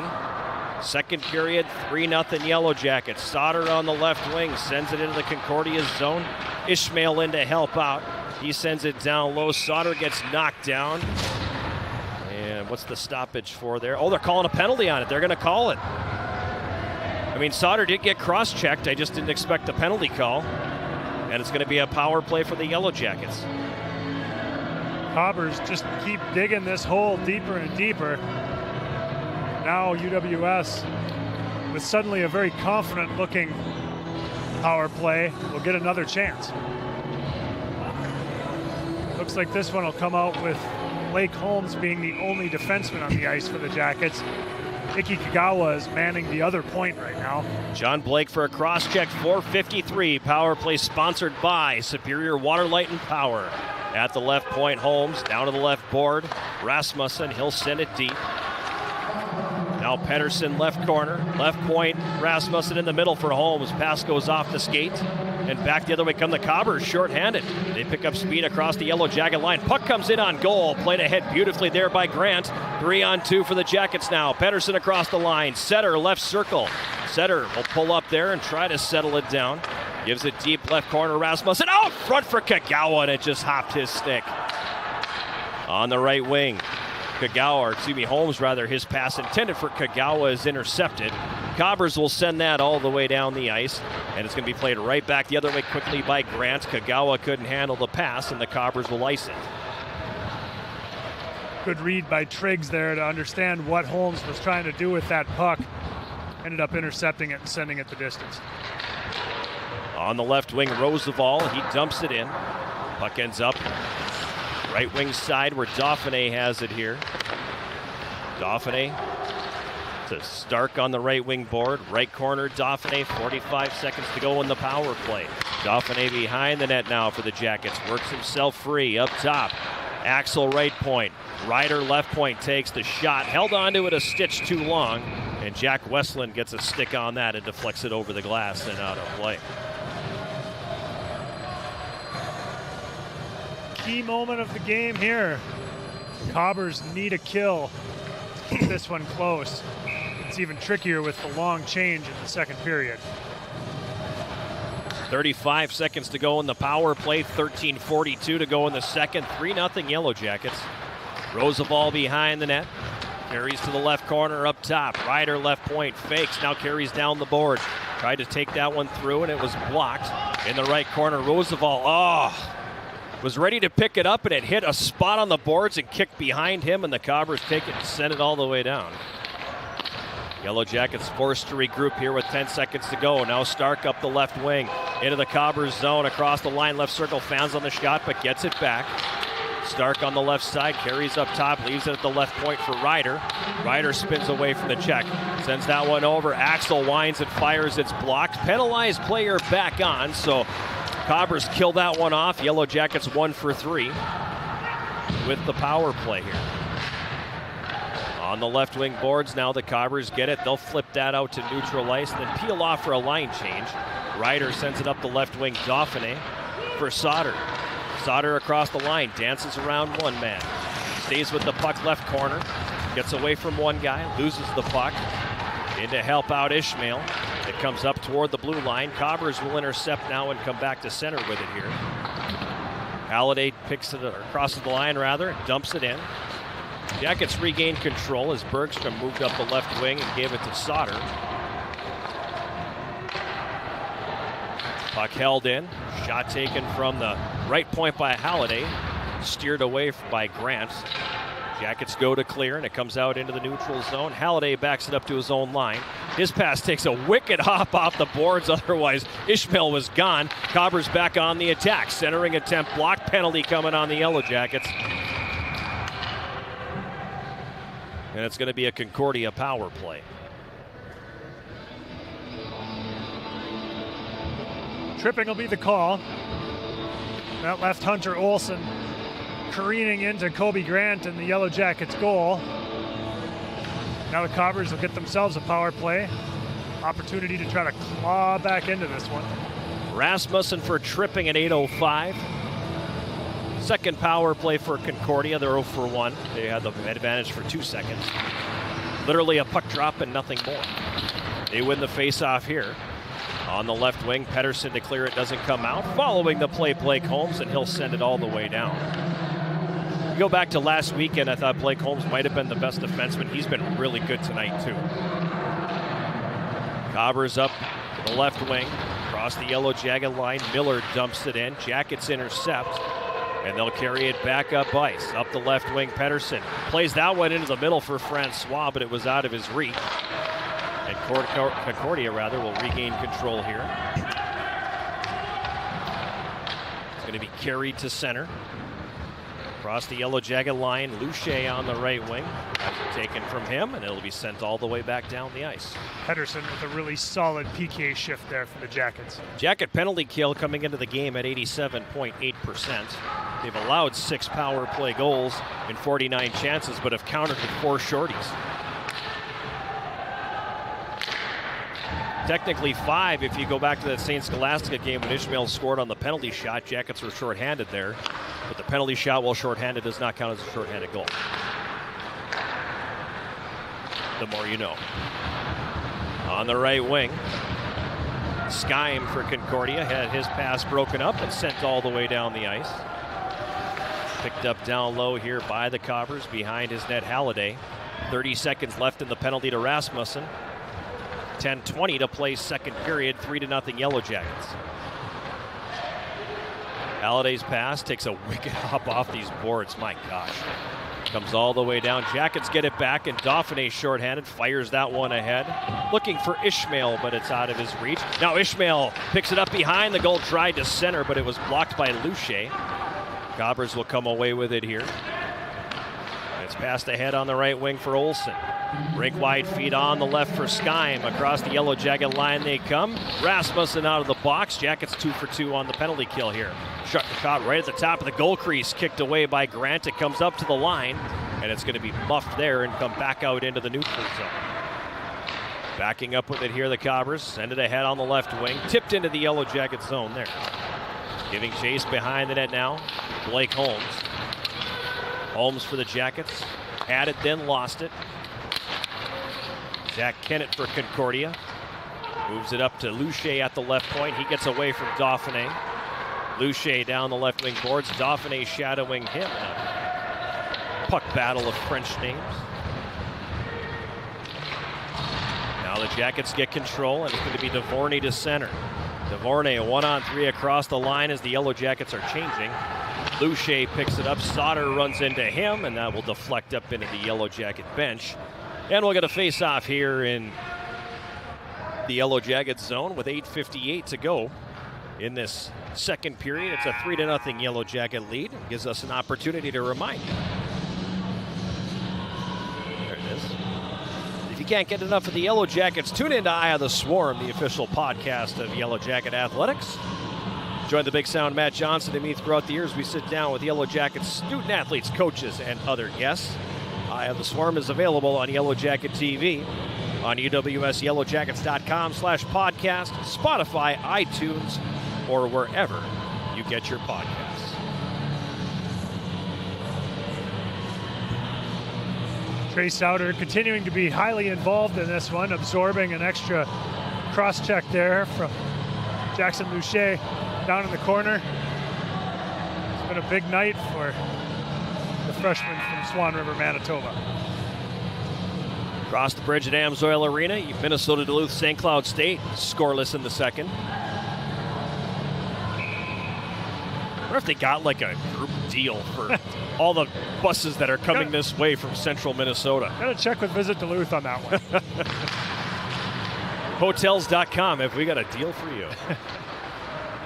In the neutral zone, Westland on the right wing sends it into Yellow Jacket territory. Henkmeyer-Howe picking it up there. Jackets break up the play, and they'll start it back as Yarmolnik gets flattened by Westland and loses the puck.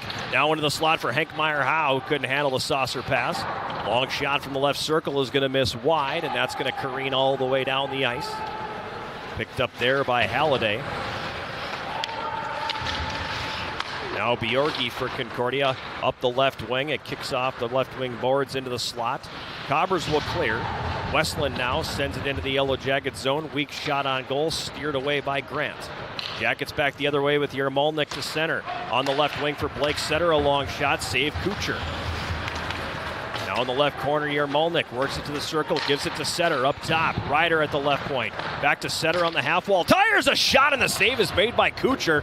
Good use of the screen in front. Caught Kucher off guard, but he got it with the left arm. Now in the left corner. Battling for it there.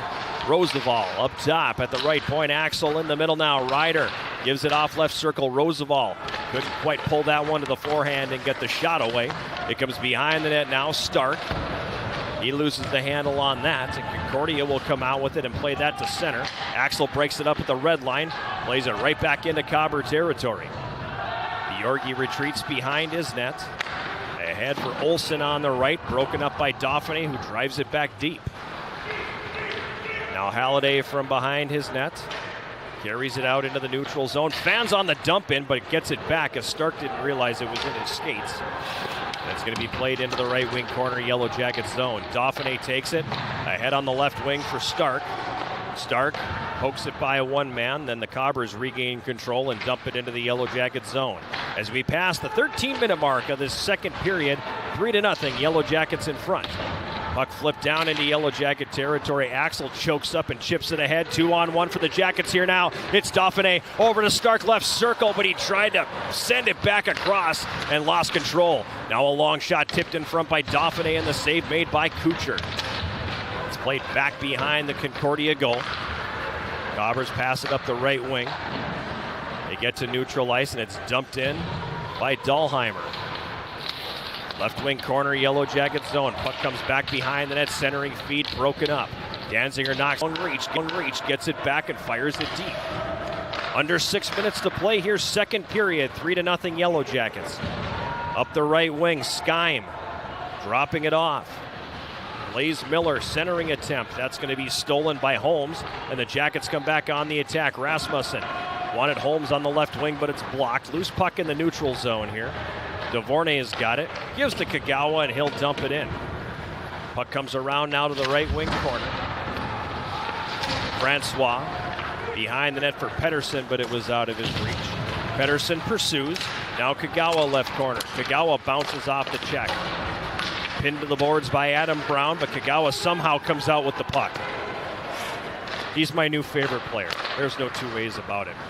Back the other way now. Come the Cobbers to center, and they're going to dump it into Yellow Jacket territory. Cobbers in the midst of a change, and the Jackets back the other way as Devornay moves it ahead for Pettersson. It goes off his skate. Loose puck left corner. Guess who? Kagawa's got it here. Kagawa tied up. Pushes it down low for Pettersson. Now Kagawa's got it. Gives to Pettersson. Right through the goal crease. Francois, the shot and the save made by Kucher. Now it's loose at the right side of the Concordia goal. Digging away there, Francois. He's going to be wrestled to the ice aggressively, which I guess he kind of deserved because he was pitchforking pretty good there at Dane Kucher trying to work that puck free. Going 1-on-5 down there. All the Jackets have to stay above the circle here. Well, we got an extra one out there. They started the line change, so we have an extra guy out there, but it's going to result in a penalty on Francois. I agree wholeheartedly with the call because Kucher had it covered and he just kept going. I think he's pretty frustrated, though, for getting such a rough ride and not taking somebody off with him. And you can hear the crowd here feels the same way. And I'm kind of watching how the referee is talking about it. He probably went one too many. He might have gotten away with it if he would have stopped, but he gave that one more. And I know the coaching staff is saying, well, what about the takedown? But nonetheless. Let me say this. There were some other things that happened in that last minute and a half of play that went unnoticed by the officials that definitely would have merited a penalty as well on UWS. Correct. So we'll leave it at that. Probably evens out. 15:24 the time of the penalty on Francois. The discussion continuing. Hello, friends. Oh, yes. Hi. Hi. Rasmussen not happy with it as he's still talking to the officials. It'll go in the books as a slashing call. Third power play for the Cobbers. Behind the goal. Good job by Holmes to get a stick on it and propel it up the left wing boards. Hargindegi now centering pass that goes off Mason Plant. Hargindegi gets it back. Moves it up top for Luce, who mishandled right at the line, and it sneaks out. And that's going to be an offside on Concordia. Danziger, unfortunately, having to take that puck in the inner thigh on what was an offside play anyway. Doesn't look too badly stung from it as he makes his way to the bench. Fresh 4 on for the Yellow Jackets. 3:49 to go here, second period. It's 3-0 in favor of the Yellow Jackets. Cobbers send it into the Yellow Jacket zone. Puck along the end boards. Holmes in there battling for it. 4 Cobbers in there below the goal line. This is one of those where if the Jackets could have pushed it free, they had a 2-on-1 for a long way. Now they have the puck. And Pettersson met by a Cobber in the slot, but able to clear it out into the neutral zone. Cobbers right back on the attack. It comes in on goal. Grant keeps it alive and pushes it to the left corner. Bergstrom ties up his man. Rasmussen in there as well. It comes up to the left point. Now over right circle, a one-timer by Bjorgi. Catches some traffic in front. Halliday in the left circle. Slides it down for Skyme on the half boards. 25 seconds to go in the power play. 3 minutes to go here, second period. Jackets up 3-0. Bjorgi now from the right point as his pass deflected. Picked up now. Hunter Olsen on the left wing. Up top for Skyme. Back now, Halliday left circle. A shot steered away by Grant. Loose puck picked up by, I thought maybe Bergstrom could get there. A very tired Colin Pettersson could not. Penalized player back on, so the PK does the job here as Pettersson picks it up and moves it ahead for Yermolnik. Now into the middle, penalty coming. It's going to be on Concordia. Long shot on the right circle by Rasmussen is stopped. And here comes the penalty call. So a absolutely gassed Colin Pettersson clears the zone and draws a penalty by getting tied up in the zone. That couldn't have worked out any better.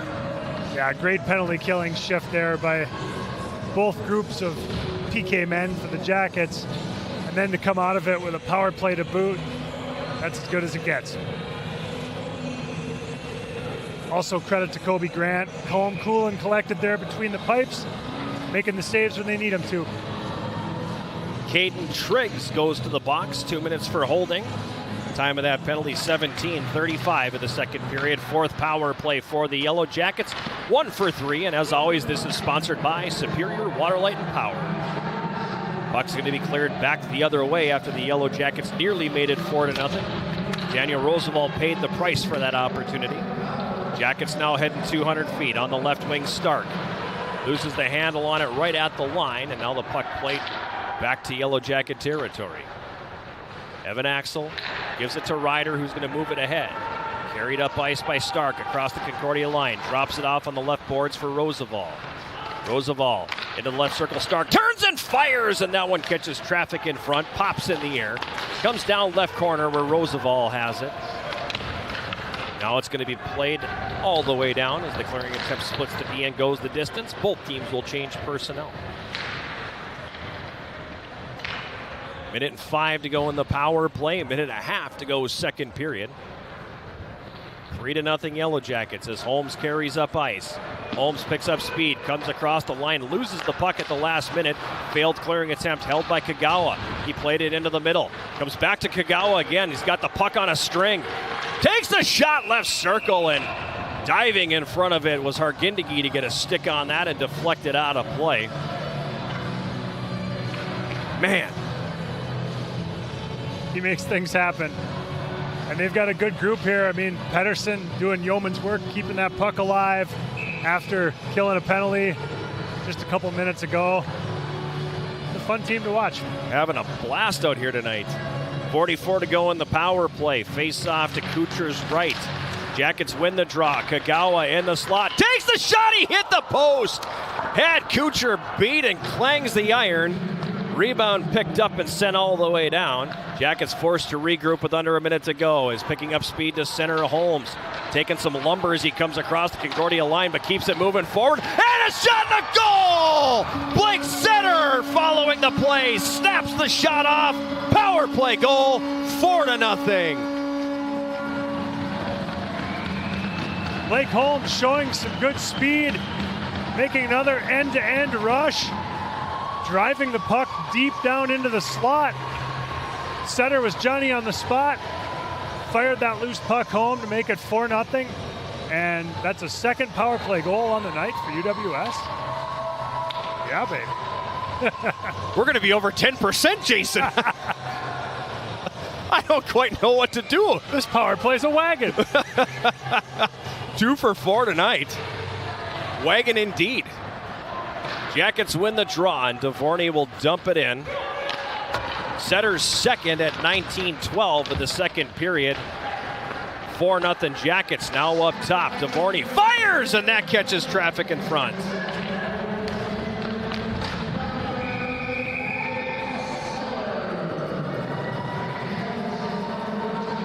Rasmussen and number 8, Blake Holmes. So Rasmussen will get the other assist on the goal. Holmes 3 assists tonight. As you said, he's been very good.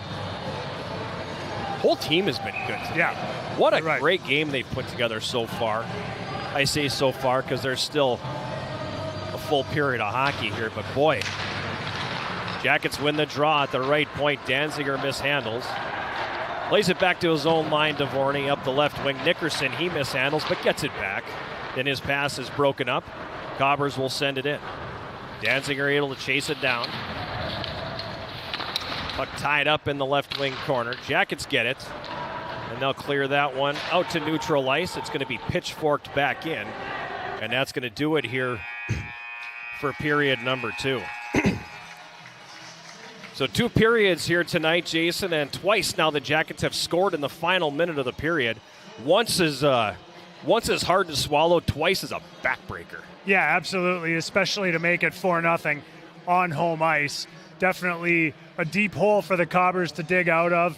And on the flip side, the Jackets got to be riding high right now. They're playing some of their best hockey of the year. The cautionary tale of it is these two teams played last year out in Moorhead. It was a scoreless game after 2. Jackets lost it 4-0.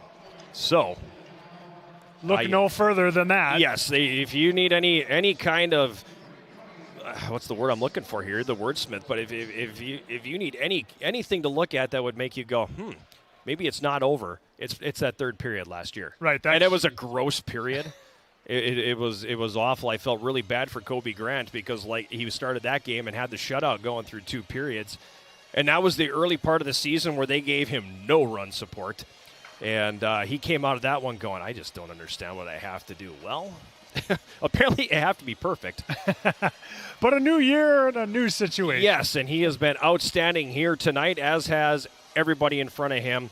Wildly entertaining game going on here at Westman Arena. If you're watching and not present, shame on you because, boy, you're missing out on a good one in person. It's been great here tonight. 2 periods in the books at Westman Arena. It's a 4-0 lead for the Yellow Jackets. We'll take a timeout and come back with our second period summary, sponsored by Hovland Incorporated right after this. This is Yellow Jacket Hockey on 91.3 KUWS Superior and Yellow Jacket TV, an affiliate of the WIAC Network.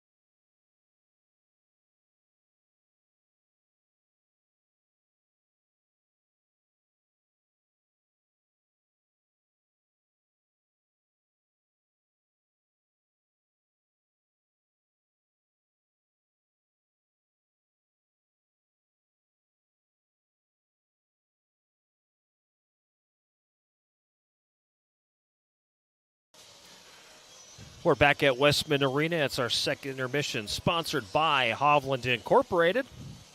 And it comes after the Yellow Jackets tack on 2 more in the second period and now lead Concordia 4-0 after 2 periods of play. On the year when the Yellow Jackets lead after 2, they're 8-1-1. The one being that loss at Bethel, and that one stings a little bit because the Jackets played pretty well in the first period. Absolutely dreadful in the second period. Beyond dreadful or actually beyond absolutely dreadful in the first 5 minutes of the third, and then tremendous in the last 15. Unfortunately, too little too late, and they end up losing that game. But this team tonight so far looks absolutely nothing like that team down at Bethel did, Jason. And this is wildly entertaining hockey, and frankly, maybe the best contest we've seen out of this team all year long. Yeah, this is really impressive stuff out of the Yellow Jackets tonight. The first period had a few moments where Concordia carried the play a little bit, but outside of a few shifts, UWS has really played a complete game in every facet of the game in this one tonight. Yeah, they've the penalty kill's been outstanding. The power play. I'm actually saying it, the power play. Yes, folks, the power play. Power play's sitting here at 2 for 4, technically 2 for 3 because the one was only 2 seconds long, but you're seeing some life out of the power play. And then when they're playing 5-on-5, they've just controlled everything. Right, and contributions from guys who you would expect to score points, contributions from guys who haven't scored as many points. Great play in the defensive zone, great goaltending, great goal scoring. This one's had a little bit of everything for UWS. Yeah, and when they haven't quite had things going the way they want, Kobe Grant's been awesome. Right, absolutely. He's been the man on call whenever he was needed. So how did we get here so far? Well, it was 2-0 Yellow Jackets after one. Trey Sauter's first collegiate goal at 9:37 of the opening period. An unassisted marker made it 1-0. And then Reed Stark with his team leading 9th of the season at 19:21 of the first period made it 2-0 Yellow Jackets after one. Early in the second period on the power play, again, they won. It took 7 seconds. They won the faceoff and immediately converted. I didn't even have a chance to get the sponsorship read done. And Colin Pedersen scoring his third of the season, the one-timer in the slot. Right, great face-off win, absolutely clean win on the draw, and then a perfect pass from Kagawa, put it right in the wheelhouse for Pedersen, and he hammered it home. Blake Holmes also got an assist. Again, it took 7 seconds. It was at 3:46 of the period. The power play goal gives the Jackets the 3-0 lead. Stayed that way until the final minute of the period when Blake Setter scoring his second goal of the season. It came on the power play. Holmes and Rasmussen the assists. Yeah, and credit to Holmes there. It was the second time in about 35 seconds that he set sail and went on a coast-to-coast rush. This one, he drove the puck into traffic. Eventually, the puck kind of rattled free, but he was able to gain the zone nicely, and it led to a scoring chance, and Setter put it home. Second of the year for Setter on the power play. Rasmussen and Holmes, the helpers. That came at 19:13 of the second period, and with the Jackets have the 4-0 lead. You know, you think about the 2 goals that Blake Setter has scored. I don't know if you remember, the first one was off the turnover, and he just took the wrister from the high slot. I think it was against Eau Claire. But the 2 goals he's scored, the puck has been on his stick a grand total of under a second, I think. He has gotten rid of it so quickly. Both times he caught goaltenders off guard. Right, I remember that now that you mention it. Yeah, I remember we talked about it at the time. Just that quick release, didn't dust it off, just on the stick and off the stick. Yep, and he's done that twice now and gotten himself a couple of goals here on the season. So great job by him to get that one late because, again, like I said in the last segment, Jason, that's a backbreaker. When you say 3-0 is still, that's a game. But then when you get that final minute and it makes it 4-0, it can really suck the life out of you. As we were approaching the final 5 minutes of that period, I was thinking, okay, this is a key segment right now for UWS to manage. Because if the Cobbers can get one here in the last 5 and make this a 2-goal game, they're right back in it. Yep. On the flip side, if UWS can play it to a draw or even extend the lead, it's really a backbreaker. And again, like you said, a second goal from the 19-minute mark or later, that's a backbreaker. Yeah, and this is a Yellow Jacket team that all year long has been really good defensively. Right. And I'm looking at the advanced stats here, and they've twice this season have allowed 4 or more. So 4 kind of the magic number for them, and if you could get to that point, then you're probably in pretty good shape. I don't want to put cart before the horse, and I know the superstitious people out there, Coach Nelson, sorry, but it's tough to come back from 4. Move your feet, stay out of the penalty box, and that should be a pretty good formula for success the rest of the way in this one. Shots on goal in the second period. The Yellow Jackets had 13 for a 2-period total of 24. Concordia had 10 for a 2-period total of 18. Penalties in the game so far. The Yellow Jackets have taken 4 penalties for 8 minutes. Concordia 5 for 10 minutes. And on the power play, the Yellow Jackets 2 for 4, while Concordia is 0 for 3. So again, cautionary tale. We saw what happened when these two teams met out at Moorhead last year. That said, this is a different club that's playing a much different game here now tonight. And you just got to hold serve at this point. Right, yeah. specialty teams have been important in this one thus far.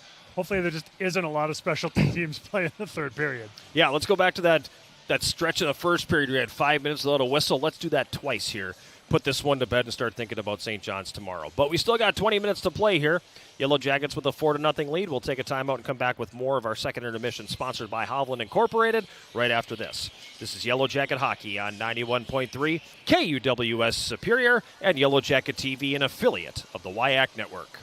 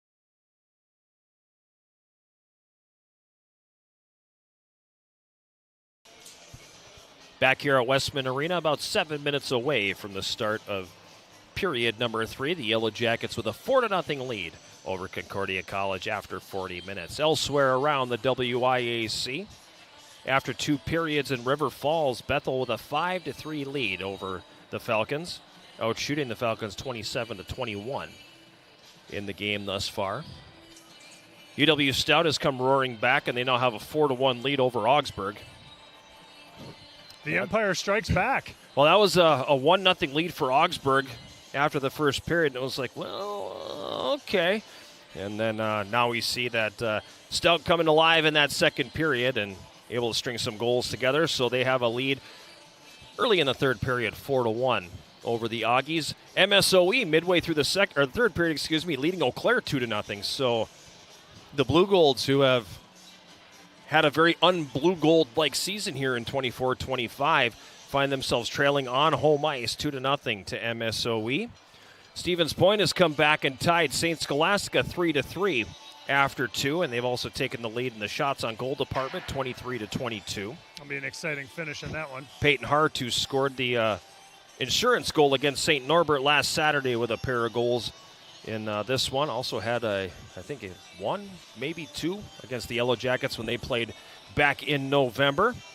Jackets won't see the Pointers until the 14th and 15th of February to close the regular season, so do what you want with that piece of information.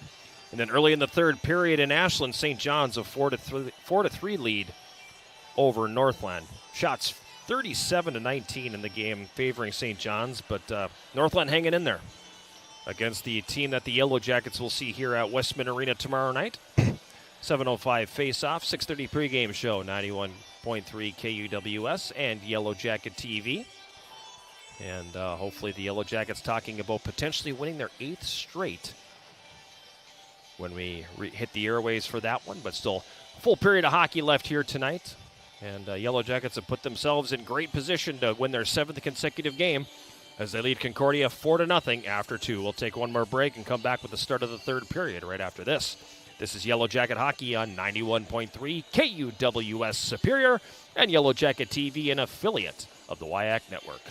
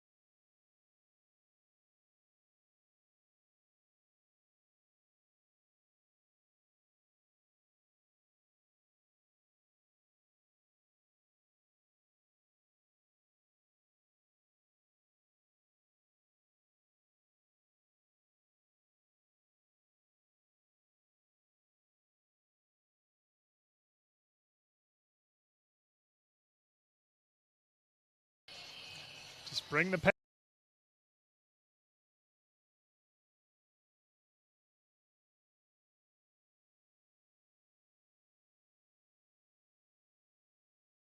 We're back here at Westman Arena, 2 minutes away from the drop of the puck in the third period between the Yellow Jackets and the Cobbers. UWS a 4-0 lead over Concordia after 40 minutes. Got a couple minutes of time here. So what did your research turn out this week? Well, we're going way back for this installment of On This Day in Hockey History, all the way back to January 10th, 1920. Okay. It was then at the Mount Royal Arena in Montreal that the Toronto St. Pats and the Montreal Canadiens combined for one of the most colossal offensive nights in league history. A 14-7 Montreal win. And fittingly, for any of you who are also tracking the college football playoff game right now, a true football score. Montreal. You sure it wasn't Alouettes and Argos? It's a very Alouettes and Argos type score. We won't go into the Alouette song. Yes. Any of that. Montreal's. Kind of want to now, though. I know. Montreal's Newsy Lalonde, a future Hall of Famer. Great name. Pumped in 6 goals and added an assist. A 7-point night. I don't even get those in lunch hockey. Runner-up in the scoring derby was Toronto's Corb Denny with 2 goals and 3 assists. Not bad at all. Not bad. And for the local angle, Denny would eventually migrate south of the border to play in Minneapolis in the American Hockey Association, which was the first professional league in the U.S. Midwest and also featured a team in Duluth. Wow. On this day in hockey history. A lot happened. 14-7. Oh. 7-point night. I mean, like, seriously.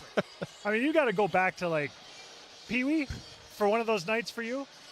7-point night. Oof. I mean, that's a lot of points. I probably didn't even have a 7-pointer in Pee Wee's. I mean, I put up some numbers in Squirt, so it's probably there. Might have snuck one in Bantams. Had a pretty good year there as well. 18 saves for Kobe Grant. He defends the goal. 2 hour left. Yellow Jackets clad in the home golds with the black and white trim will be going left to right here. And then he immediately iced it off of the opening faceoff, so the faceoff will come back down to Grant's right, 6 seconds into the third.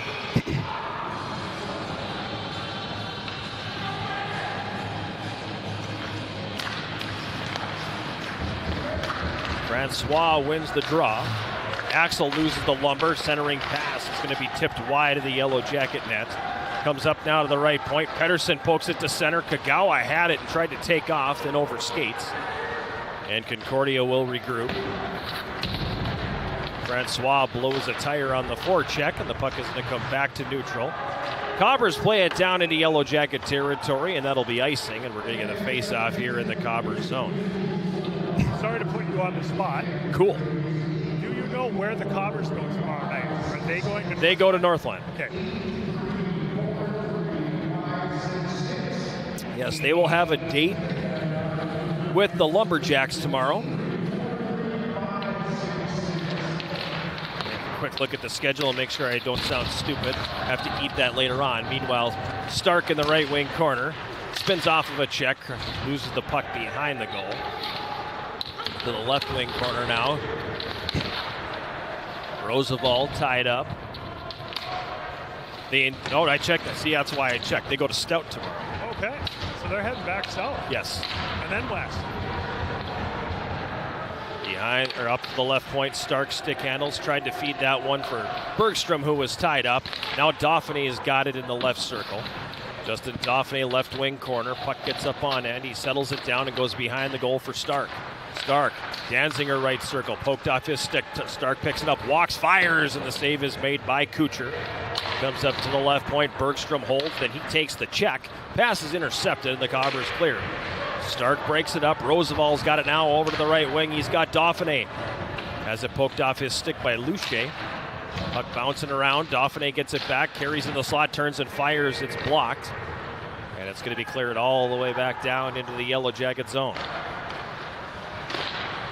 At center, Dauphiné on the backhand, sends it in.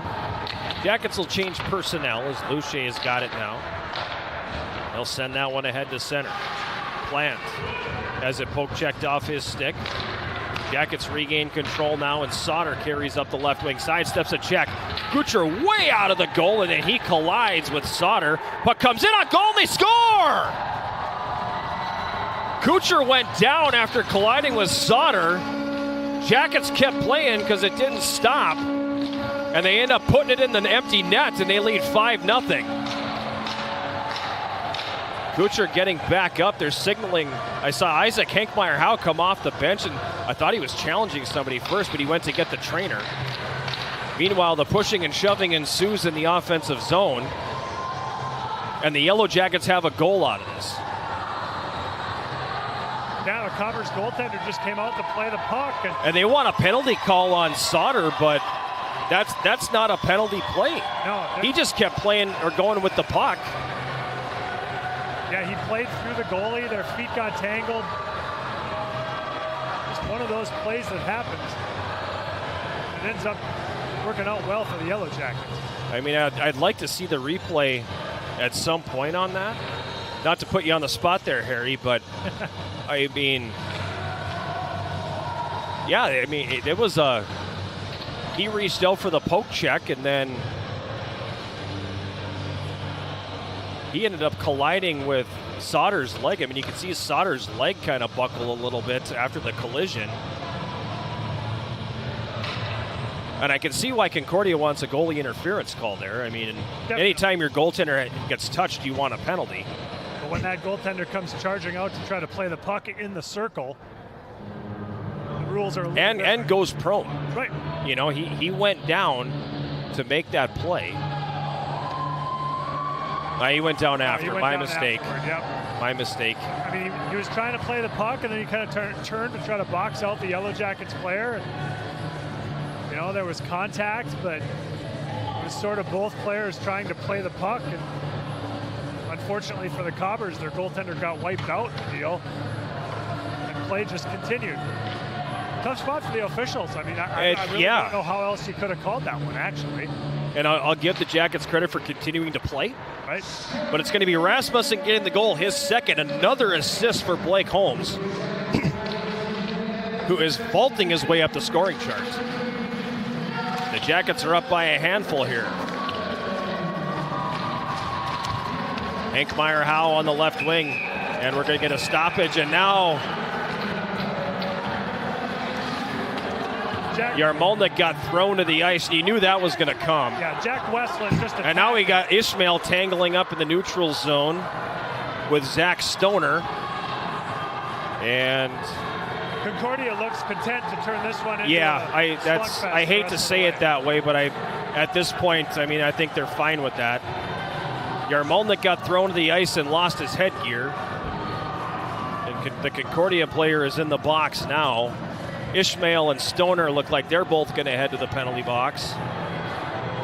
And I really hate that this is the path that this game is going to go. Yeah, this is going to be a long 17 minutes if this is how it's going to be. And not what the Yellow Jackets need. Up 5-0, competing for a conference championship. Bigger fish to fry than a slugfest for the next 17 and a half minutes here.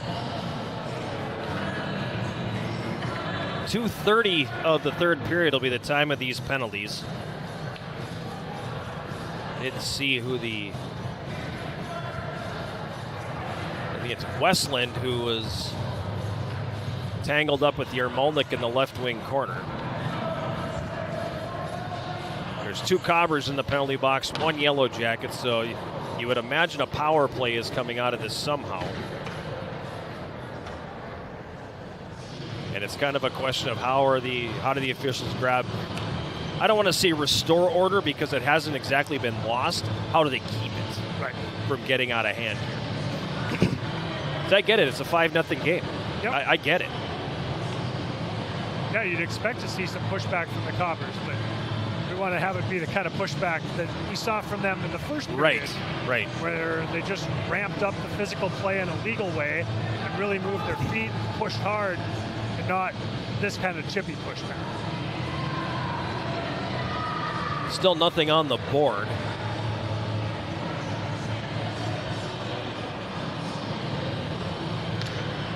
gives me a moment to say, if you're a Yellow Jacket fan looking for great team gear, visit the official Yellow Jacket Sideline store. Browse all the current styles of Yellow Jacket apparel and accessories, including the same gear the Yellow Jackets wear. Find the Sideline store online at uwsyellowjackets.com/shop. And I see a 5-minute major on the board for Westland, who's being asked to leave, which means he's got himself, I'm assuming, fighting in a game.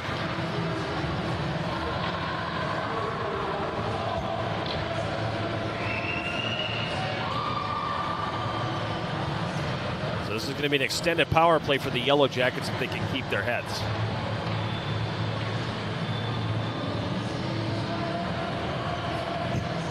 Meanwhile, a long delay here to get this sorted out. Ishmael is the Yellow Jacket in the penalty box. It'll be coincidental minors on him and Stoner, I'm assuming. And then power play number 5 commences for the Yellow Jackets here, and it's a 5-minute, well, the 5-minute variety, I should say.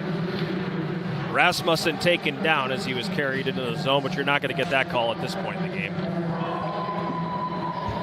200-foot shot comes in on goal, and the Yellow Jackets able to clear that one aside. Now Holmes has it. Holmes behind the net, carries it up ice. 4 assists for Blake Holmes today.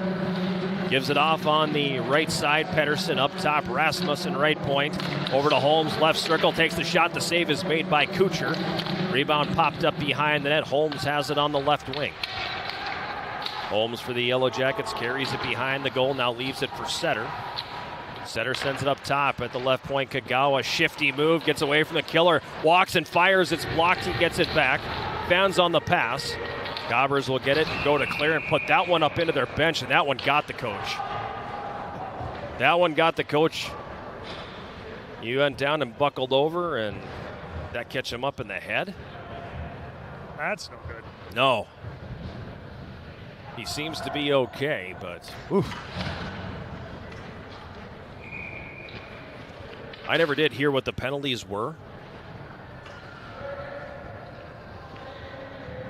So I'll wait for the stats to update when I can get a look at it, but at any rate, they are going to call for the trainer.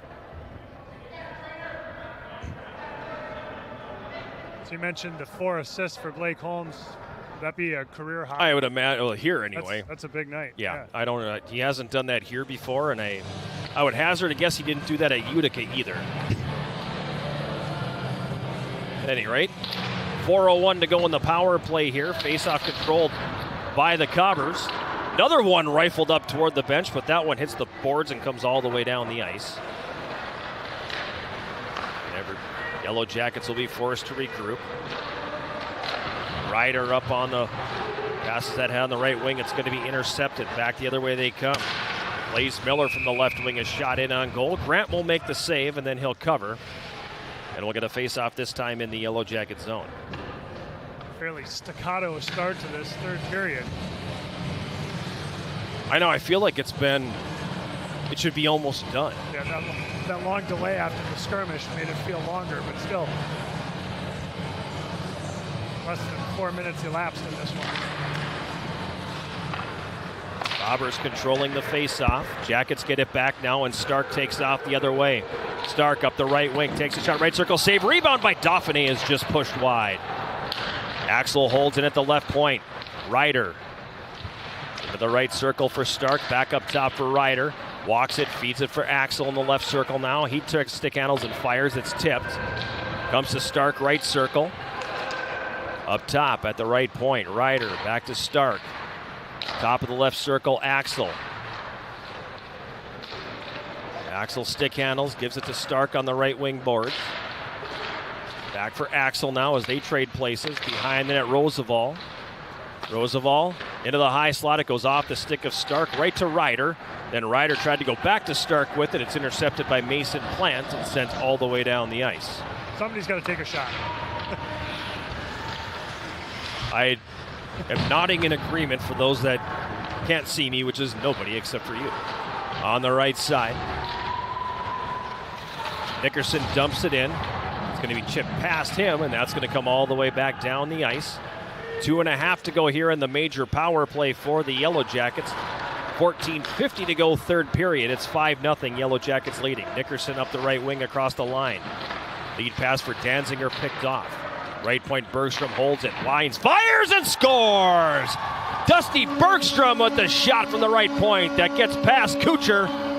Power play goal, 6-0. Couldn't tell if that got redirected out front or if he just blasted it all the way through, but heavy shot from Bergstrom at the point. And it's yet another power play goal for the Yellow Jackets. Third of the night for the Yellow Jackets here. And we have a goaltending change now, as Kucher is going to leave the game. And they don't have numbers on their sleeves. I can't tell which goaltender this is. Maybe 29? 29 it looks like, so it is going to be Brock Morose coming into the game. Brock Morose, a sophomore out of LaSalle, Manitoba, making his second appearance on the year. Danziger and Yermolnik had the assists on that goal by Bergstrom, his third.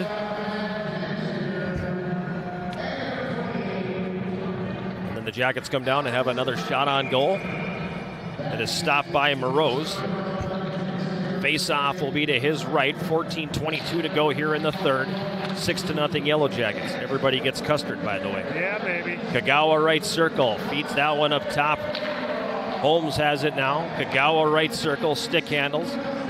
Back up top at the right point. Holmes takes the shot. Glove save made by Morose. He'll hold on.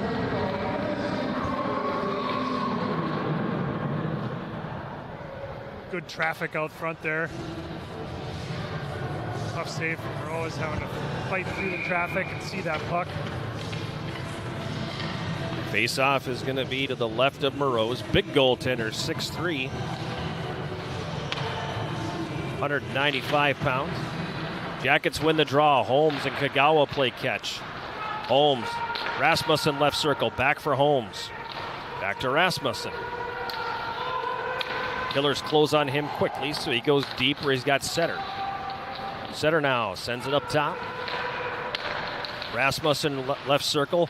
No, great puck movement by Holmes over for Kagawa on the one-timer right circle. Morose makes the save, and he will cover it up with 1:13 left in this Yellow Jacket power play.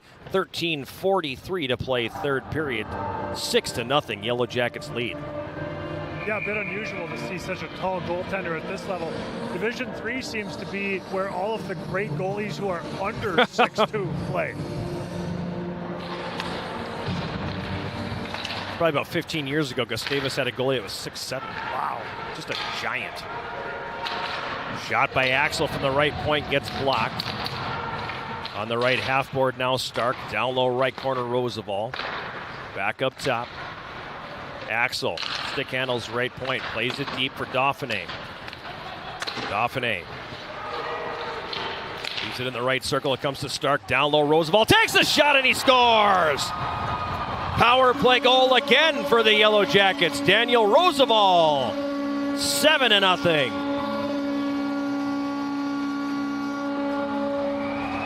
Slick little play there from Reed Stark, and Roosevelt is the beneficiary. The scoring onslaught continues here for UWS. I have never seen anything like this in all of the nights that you and I have broadcasted these games over the last few years, John. I have seen this in my time, Jason, but it's been a long time since I've seen a night fight kind of like this where everything is just going right. Power play goal again for the Yellow Jackets there. Roosevelt's fourth. Stark and Dauphiné the assists. Jackets up 7-0 here. Puck is sent all the way down. 30 seconds left in the power play here. Jackets have scored twice on this major. Now 4 power play goals in the game. They came in having scored just 5 on the year. Wow. Brennan at the right point, holds it in the zone. Slides it down the boards. Nickerson back up top. Devorny in the left circle. Wanted to go up for Ishmael, but that's picked off, and it's going to send all the way down. Penalized player back on the ice. Yellow Jackets make good use of that major.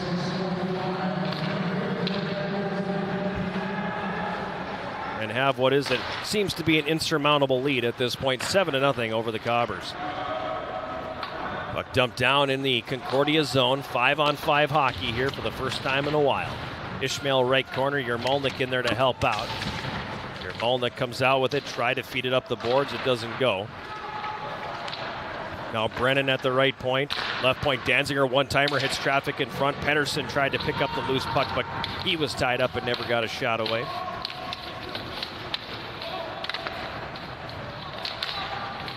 Three goals on just 8 shots this period.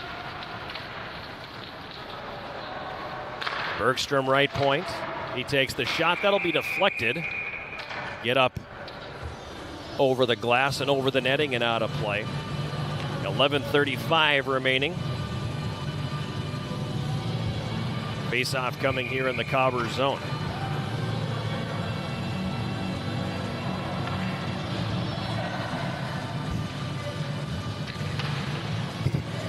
One more time indeed.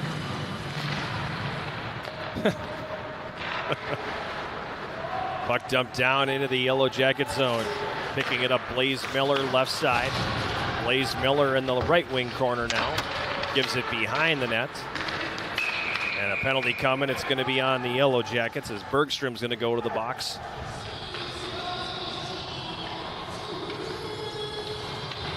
The Cobbers will go to the power play. Check that, it's Danziger going to the box.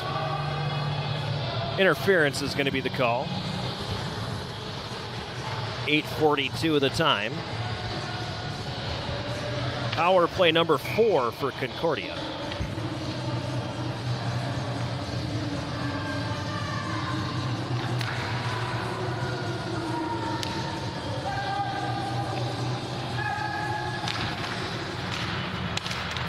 Left wing corner now. The puck played up to Luche at the left point. He'll throw it down the boards. Comes to the left of the net. Back up the slot.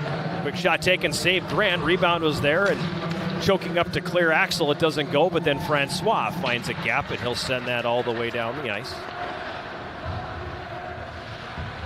Burrows sets it up behind the net and Luche comes out with it here. Passes that one over to the right wing. It comes across the Yellow Jacket blue line. Centering feed blocked by Holmes. Now it's played behind the net. It's back up top, left point. Luche takes the shot, blocked in front by Axel. Miller for Concordia right wing side. Sends that one up top, shot blocked in front by Rasmussen. Roosevelt gets just enough on that to clear it out to neutral ice. Luche sends the Cobbers back. Skyam on the right wing, crosses the Yellow Jacket line. It comes around the net. All the way up to the left point. Played down the boards, intercepted by Rasmussen, and he'll rifle it the distance. Halliday for Concordia. Sends it over to the left wing boards. Carried into the Yellow Jacket zone by Triggs. Triggs centers. Jackets break it up. Halliday right point has it. Stick handles to his left. Now walks. Pestered by Dauphiné. Halliday gets away. Left circle Halliday. Gives it over to the right point now.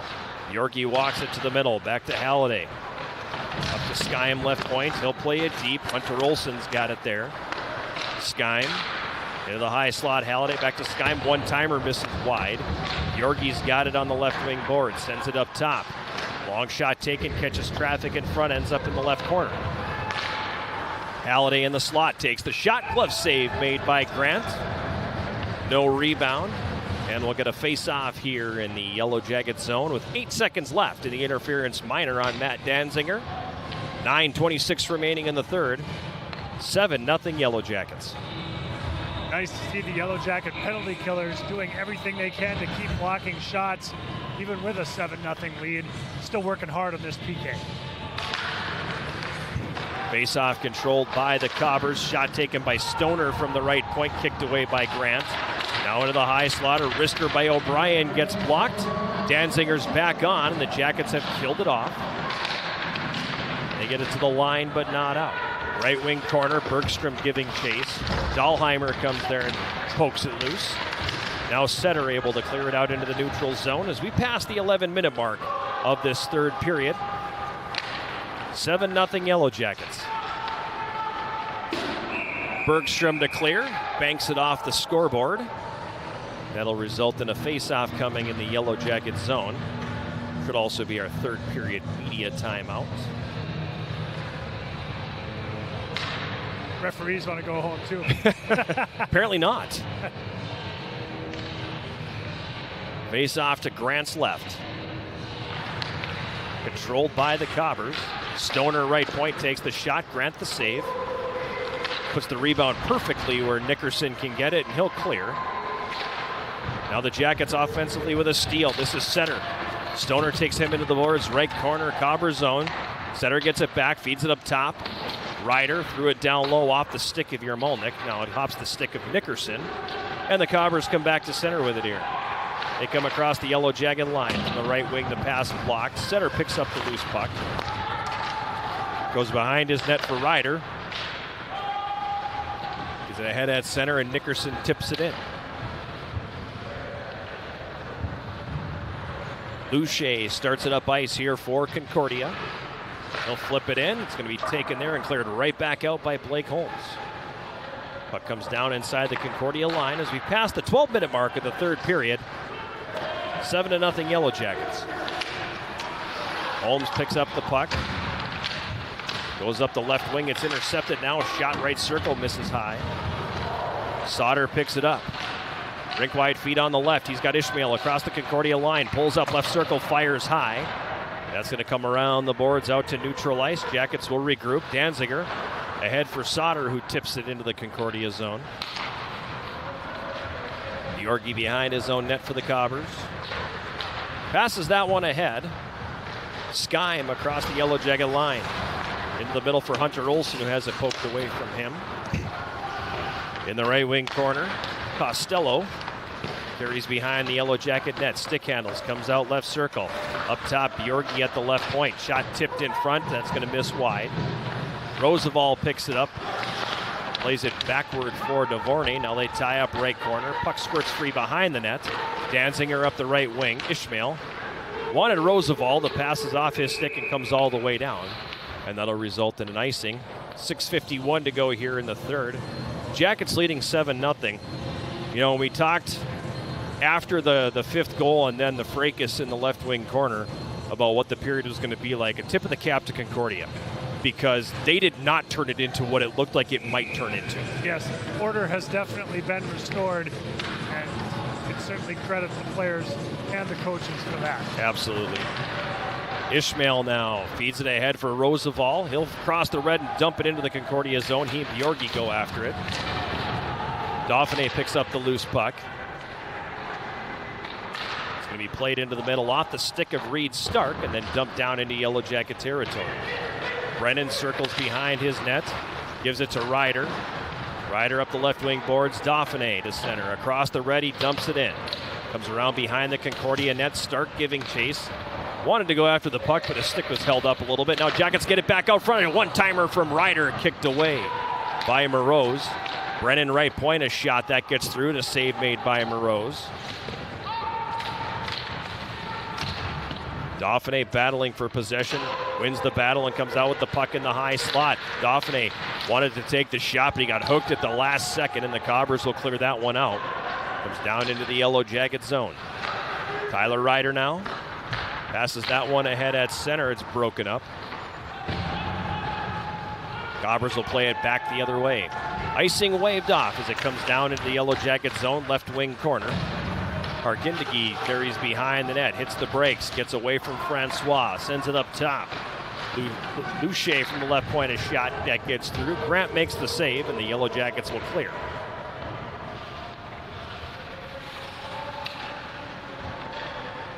Cobbers back it up behind their net. Started out to center. Mason Plant gets it across the Yellow Jacket line where Kagawa takes it now, and he feeds it ahead for Francois. Francois across the line, hits the brakes, sends it up top. Bergstrom left point, takes the long shot that misses high. Karam off the end board, comes back toward the goal. Scooped up there by Blaze Miller, and he'll speed away to center. Miller across the Yellow Jacket line, pokes it around the defense. Penalty coming, it's going to be on the Yellow Jackets here. As Miller got taken down, and he collides with the net, and he's going to be slow to get up. He's at least made it up to all fours. That was a... I know the new pegs are good for dislodging the net, but it still hurts when you hit it at full speed. Right, and he was flying. You can see Toby Grant even giving him a little tap on the shin pads there. But everything's all right. He's up and off the ice. Jumping over the boards now, taking a seat on the bench. Gets a little attention, but it looks like he'll be okay. Fifth power play here for the Cobbers as Evan Axel goes to the box. I'm assuming it's going to be for holding. Face off to Grant's right. Jackets win the draw.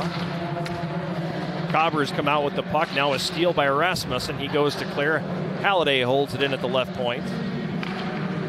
Down to the left of the net. Now Skyme left wing up top. Halliday fakes the shot. Over to the right circle. Bjorgi the one-timer. Grant the save. Puck played into the slot. Halliday takes the shot. That one's not going to go. And then we get a stoppage in play as Skyme goes down. Is still down. Gavin Rasmussen hit him, and it was hard, but the officials were looking right at it, deemed it not from behind. But that's what caused this. Skyme is back on his feet. I was following the play, so I didn't see exactly what it was. It was a heavy hit. And now they are going to call the penalty. And Gavin Rasmussen's asking why, because nobody called it a penalty. The arm, yeah, there was no arms up. I mean, they blew the play dead when Concordia regained possession. That's when they blew the play dead. But then they decided to call the penalty. So at the time, yeah, and that's what Coach McKenna is saying. Nobody's arm was up. You can't make that call when somebody goes down and gets hurt and you decide, okay, now it's a penalty. I'll have to see the replay again. I had a pretty good look at it. I mean, it was certainly a painful hit. Well, now you wonder, I mean, are they going to call a 5? You go from not calling anything to, are you going to call a 5-minute major? There still is not a penalty on the clock. Up the replay. It was I mean, it was somewhat from behind. 4 minutes. But the player was turning. It was really directly at his hip, not completely from behind, largely from behind, and it looks like the player's face ended up hitting. And I'm looking for officials right now. That official doesn't have an arm up. Right, and there was a liney here, and the other referee was right there, and didn't indicate any penalties. So. I mean, color me confused right now. So they got 4 minutes on the board for Rasmussen. There are no 4-minute penalties in college hockey, so it's going to be 2 minors for him.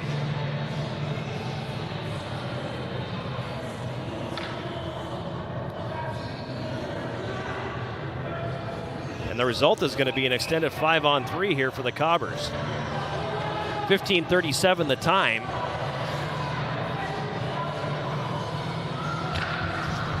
Remember when we had 9 penalties all 2 games last weekend? Not anymore. 5-on-3 power play here for Concordia. Luche in the high slot. Bottom of the right circle now. Controlled there by Plant. Up top, that's going to be broken up by Roosevelt. And that's going to come all the way down. So they called him for boarding and unsportsmanlike conduct. So apparently he said something about the call itself. They didn't like that, so he got the second penalty. And I can live with the boarding there. I can live with it. Luche slides it down to the left circle. Now back up top. Over to the right circle, a one-timer. That's going to whistle wide and have enough on it to come out to neutral ice. 45 seconds left in the first penalty. That one to Evan Axel.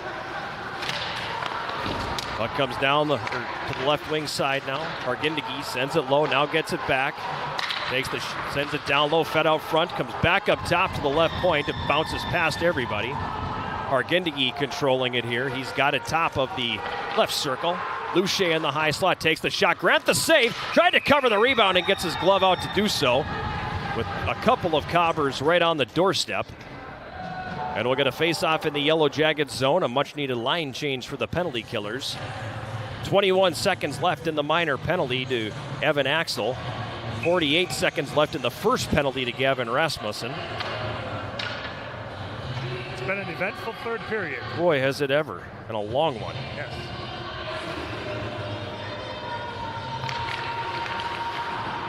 Even the West Coast games might be done by the time we finish up here. We looking for that Northern Arizona score, American International. Wow. Just saying that because North Dakota's playing Arizona State, and it's their first time there since the 80s when Gino took them to play Northern Arizona. Brad Schlossman wrote a great story about it in the Grand Forks Herald this week. You should take a look at it. You'd enjoy it. Axel back on, so we're 5-on-4 here.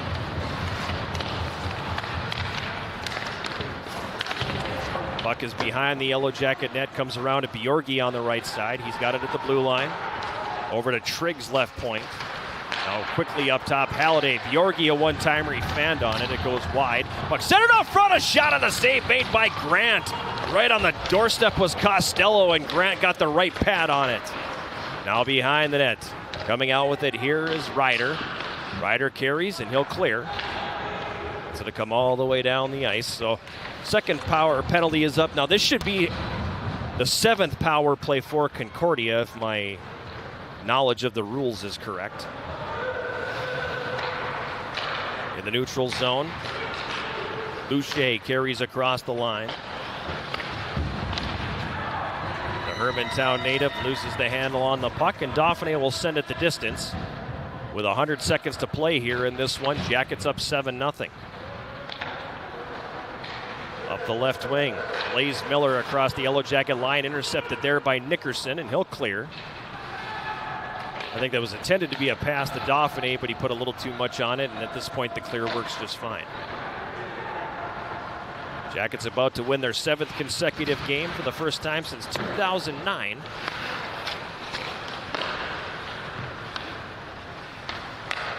On the doorstep, a shot saved. Hickmeyer-Howe on the rebound, and oh, what a save by Kobe Grant! Hickmeyer-Howe throws his hands up and goes, what do I need to do? Grant goes left to right. Wow! What a save. Then he had to make another save in short order after that. He's catching his breath after that last one. That was some diving desperation stuff there by Grant. Wow, what a save by Kobe Grant. Face-off coming here in the Yellow Jacket zone. 41 seconds left to kill on this last power play. You know, Jason, when it's your night, it's your night. Yeah. And for the Yellow Jackets tonight, it sure seems that way. Hickmeyer-Howe at the left side of the net has his shot blocked. It comes up top, a shot. Bjorgi to save is made. Rebound, and they score. Oh, that's a killer. None of us wanted to say it. Yeah. But with 51.2 seconds to play, yep, Kobe Grant has lost the shutout. Yeah, hoping to get the shutout there, but I guess if somebody had to score for the Cobbers, Hargandia. See, there you go. The last time I had to say his name and I couldn't get it right. Hargandia was the guy to do it, and he put home that rebound to make it 7-1. Remember, I have to turn on some equipment here for Brian Meisner's appearance, and now I got to worry about what's plugged in underneath here. I don't want to unplug something that clearly needs to be plugged in. Cobbers win the face-off, and they send it in. Puck's going to come back the other way as the Yellow Jackets are on the rush. 7-1 with 30 seconds to go.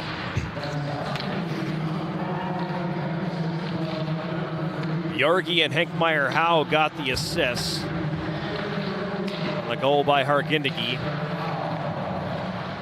That's unfortunate. In the right wing corner, Concordia zone. Yarmolnik battling for it. Player falls down on the puck, and now tempers are going to flare a little bit more.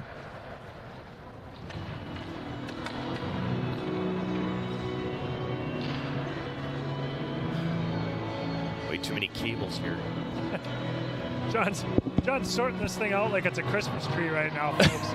Hey, if there's anything more frustrating than Christmas lights, I want to know what it is. Make sure you check every bulb down there, buddy. That just came out completely, so we might have a problem here. Jackets win the draw, take the puck to the corner, and run out the remaining 7 seconds in this 7-1 victory. Big win for the Yellow Jackets here tonight. One of those didn't leave any doubt. And I think they kind of needed a game like that at this point in the season where they just, they've got some good stuff happening and we want to make sure we don't leave any doubt. They absolutely did that here tonight. Big victory for the Yellow Jackets. Final score 7-0. We'll take a break and come back with the 7-1. We'll take a break and come back with the postgame show sponsored by Synovus Energy right after this. This is Hockey on 91.3 KUWS Superior and Yellow Jacket TV, an affiliate of the WIAC Network.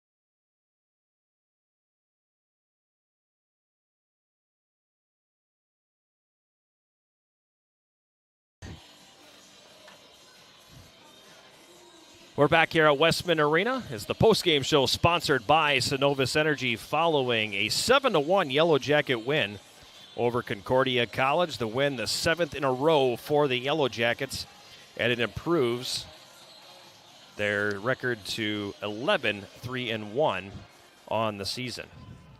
I got to grab the stat guy real quick. And nobody can hear me, so... Trying to grab the stat guy quick, and I'm frantically on the screen, waving him over. They made a goalie change after the sixth goal. Bergstrom's goal. Yep, after the sixth goal, they made a goalie change. So, yep. So, at any rate, I don't just want to yell, "Hey, Travis, come here!" So, sit there and snap my fingers like an idiot, and hopefully somebody pays attention and comes over, and Harry was quickly to turn it off. But at any rate, a lot of stats to keep track of. There was a lot to keep track of here tonight, and boy, what an evening it was. And before we jump into the post-game summary, again sponsored by Synovus Energy, the mouse, Brian Meisner, comes up to the booth. Yeah. I'll hand you the Breathing mic. heavy. Say that again? Breathing heavy. Can you hear me?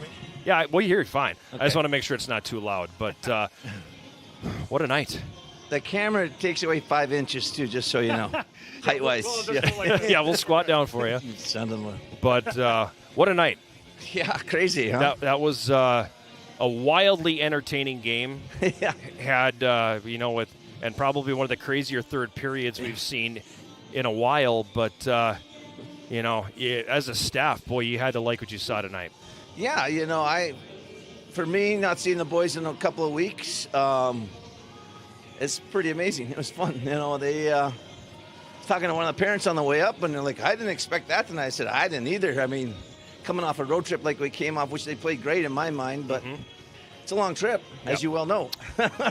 And, to have our legs and to do what we did tonight was awesome. Yeah, I mean, it was there was definitely a feel of it is their night and things are just kind of going right. But at the same time, I'm watching a team that was winning every race to every loose puck. They were winning every 50-50 puck. They were winning every puck battle. In the first period, Jason, you talked about it. There's a couple stretches there where Concordia kind of carried the play, but aside from that, it had that. We're not losing in our building. This is our game. Yeah, and that's what Coach talked about before the game, and the guys took that to heart. And it's a quiet confidence we're playing with right now, which is fun. We've talked about it up here, playing not to lose. We're playing to win now. It's a little different feeling. So hopefully we can keep that going. We had so many guys that had so many good nights, but the biggest thing I wanted to talk about was our leaders. It's our captains that are leading the way, and they're doing a heck of a job. So we got to give those guys a lot of credit, those kids. I mean, they're awesome. They're young men. Down the stretch, when things start to get a little bit chippy, what's being said on the bench at that point as a coaching staff among those leaders that you're talking about, to try to keep the focus on the bigger picture here and maybe not get caught up in some of that stuff? Yeah, Jason, I think we're just telling the guys we've got a lot to play for. Let's just, and the captains are saying it too, let's just hurt them on the scoreboard. Let's just score. Let's just beat them on the ice. It's not juniors. All of our guys play juniors. Probably all their guys play juniors too. Yarmolick comes over to the bench. I got a cage on. I got a full mask on. Right. I can't do anything. And that's just the truth of it. That's college hockey, right? But, that's what's being said. We got a lot to play for. Don't get caught up in it and just play our game. And they did that. I was really proud of our guys. Blake Holmes was great tonight. Oh, unbelievable.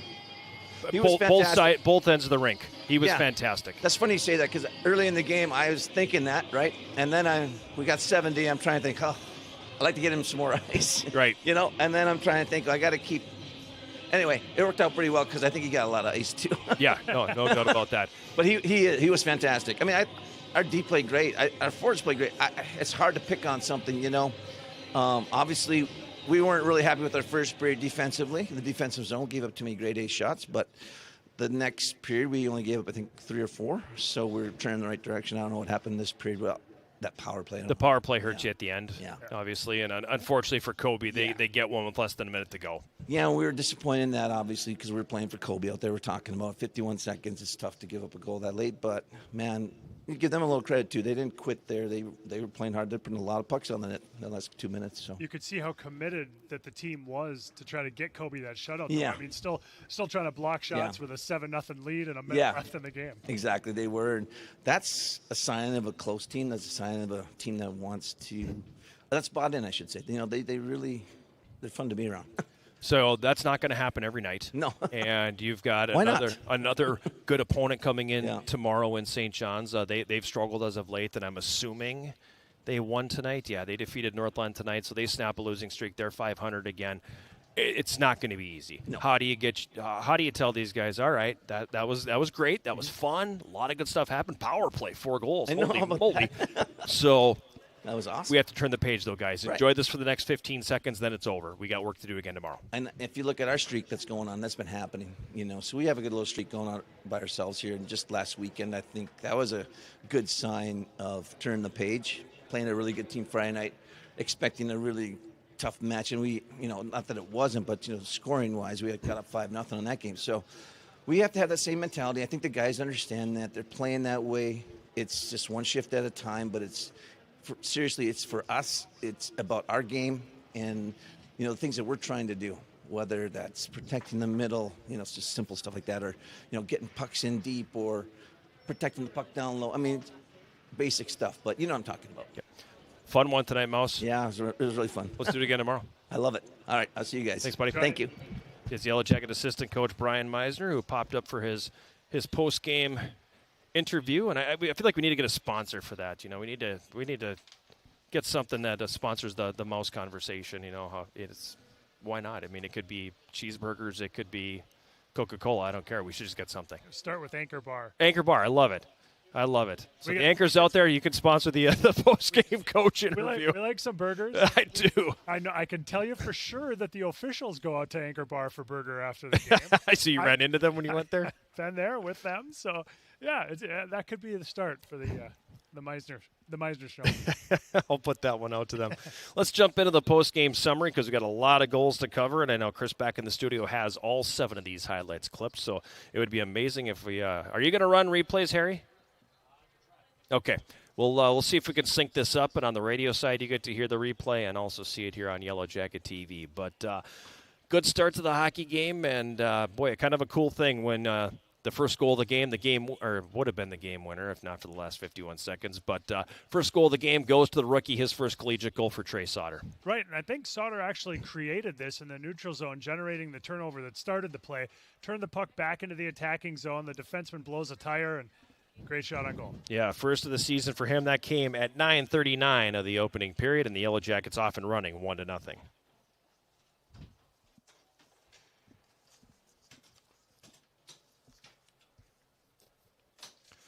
9:37 the time of the goal. Sauter's first unassisted. Yellow Jackets up 1-0. Stayed that way until the final minute of the first period. And we said this one should go in the books as the prettiest assist of the year. Iki Kagawa, what a play. Yeah, super deceptive here with the puck on the left side. Makes it look like he's going to take a shot and then spins and slides that backhand pass over to Reed Stark, who puts the puck in off the right post. Beautiful pass, great goal, ends up being the eventual game winner. Stark's 9th of the year. That leads the team from Kagawa and Holmes. And with less than a minute to go in the first, Jackets up 2-0.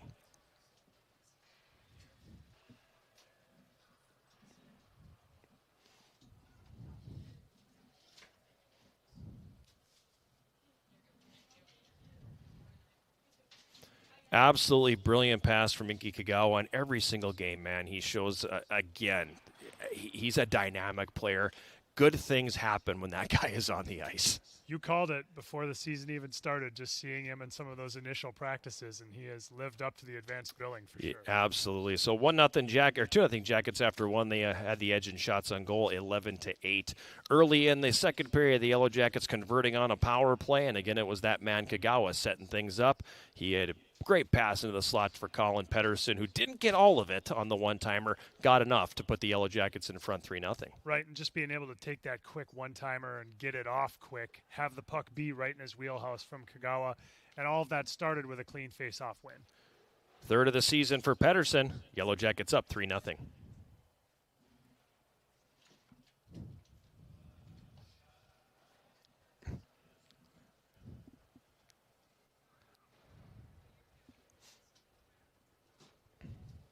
Blake Holmes also got an assist on that power play goal. Jackets up 3-0, but you still kind of had that feeling of, this is a closer game than a 3-0 score indicates here. Be nice if they could get one more before the period ends, and lo and behold, in the final minute of the period they do. Right, and another late goal like you talked about during the broadcast, and got Blake Holmes leading the rush on this one, and then puck ends up on the stick of the shooter. He puts in a quick shot like we talked about, didn't dust it off, just caught it and released it, and it went in. Second of the year for Blake Setter came at 19:13 of the second. Jackets up 4-0.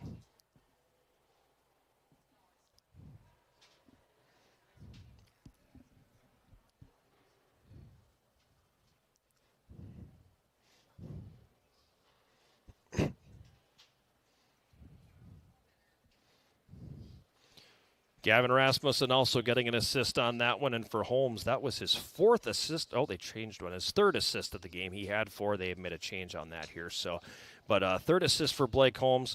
Really great play by him, and that was kind of the nail in the coffin. Yeah, once you got 4 and had 2 of them come in the last minute of a period, didn't feel like a night where UWS was going to surrender that lead. Shots on goal in the second period. Yellow Jackets 13 for a 2-period total of 24, and Concordia had 10 for a 2-period total of 18. Then things got weird. Early in the third period, Trey Sauter going after a puck. Dane Kuchar, the goaltender for Concordia, coming out to play the puck, and ends up, there is contact between Sauter and the goaltender. The goaltender goes down. They don't blow the play dead, and the Jackets keep playing and end up scoring a really easy goal from the left wing into an open net. Right. Basically, you had inadvertent contact between the two players, and it ended up with the goalie wiped out in the bottom of the circle in an empty net, and UWS just kept playing through the whistle and put the puck in. Gavin Rasmussen was credited with it, and probably a really bad goal call, and you're about to hear it. 5-0 Yellow Jackets.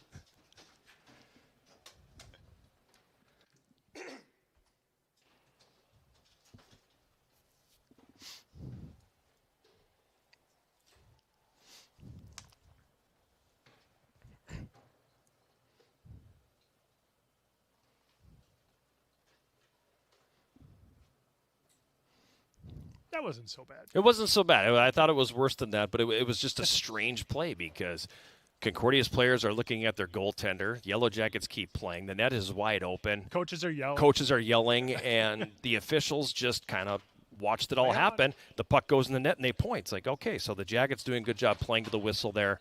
They get the 5th goal. It's 5-0 at that point. Madness ensues a few minutes after that as I can understand where it came from a Concordia standpoint. It could have been much worse. A lot of credit to them and their coaching staff for maintaining that composure after that initial moment of probably a lot of emotion in the moment. Right, yeah. After that one outburst, the temperature was lowered after that, and cooler heads prevailed, and it ended up being a relatively clean game the rest of the way. It ended up being a 5-minute power play for the Yellow Jackets as Jack Westland went off for fighting and got a game misconduct in there as well. Jackets able to score twice on that power play. The first one coming at 5:22. Dusty Bergstrom scoring his 3rd of the season. You said it on the air, nice heavy shot from the right point. Yeah, he did a good job using his feet to come off the boards, which is obviously important if you're a left-handed shot coming off the right side.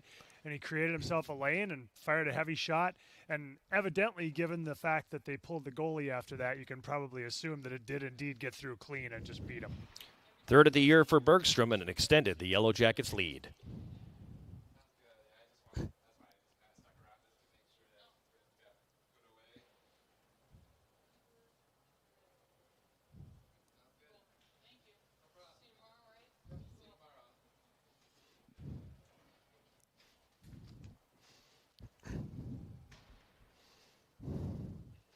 Danziger and Yermolnik got the assist on that one. 6-0 Yellow Jackets. Just over a minute later, then they go to 7. Some really nice passing on this goal. Yeah, kind of a crazy play. The puck ends up on Reed Stark's stick right in the high slot. And he, I think, actually kicked it through to, Daniel Roosevelt, was it? Yep. Who ended up putting the puck in. So it was a cute play. Way to be heads up and try to feed a teammate and put a nice cap on this one for the Jackets. 4th of the year for Roosevelt on the power play makes it 7-0.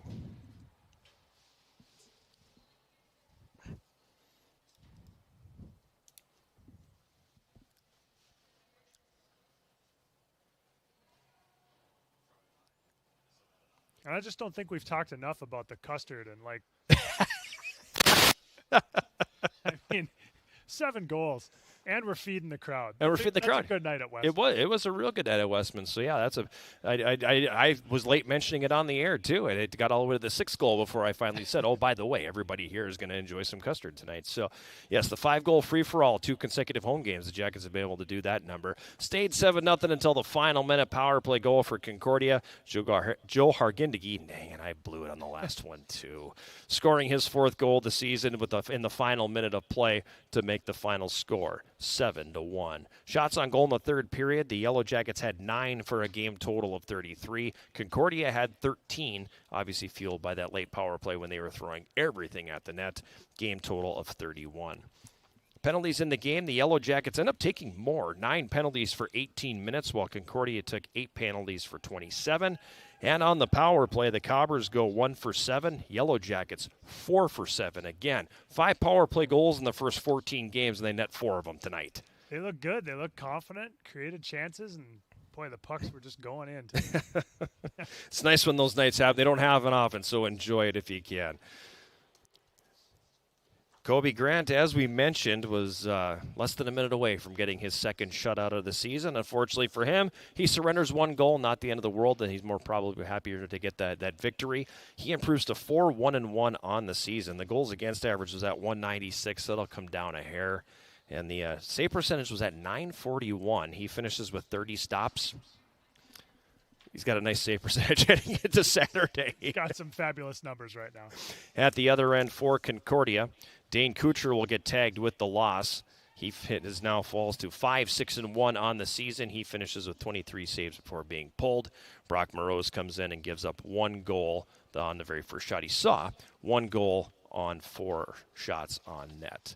Yellow Jackets with the win again. 7 in a row for them. They improve to 11-3-1 on the year. Meanwhile, Concordia drops to 5-8-1. Final score here tonight. The Yellow Jackets win at 7-1. We'll take one more quick break, come back and wrap it up from West Minn Arena right after this. This is Yellow Jacket Hockey on 91.3 KUWS Superior and Yellow Jacket TV, an affiliate of the WIAC Network.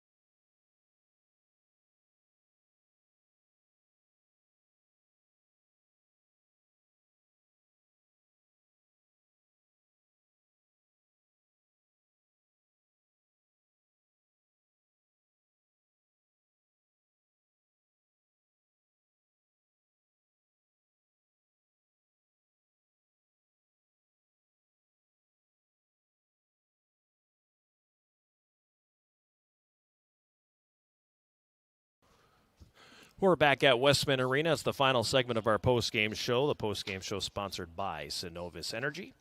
Quick look at the out-of-town scoreboard around the WIAC. Bethel defeating UW River Falls 6-3 tonight. Falcons put on a push in the third with badly outshooting Bethel in that third period, but the Royals come away with the win 6-3.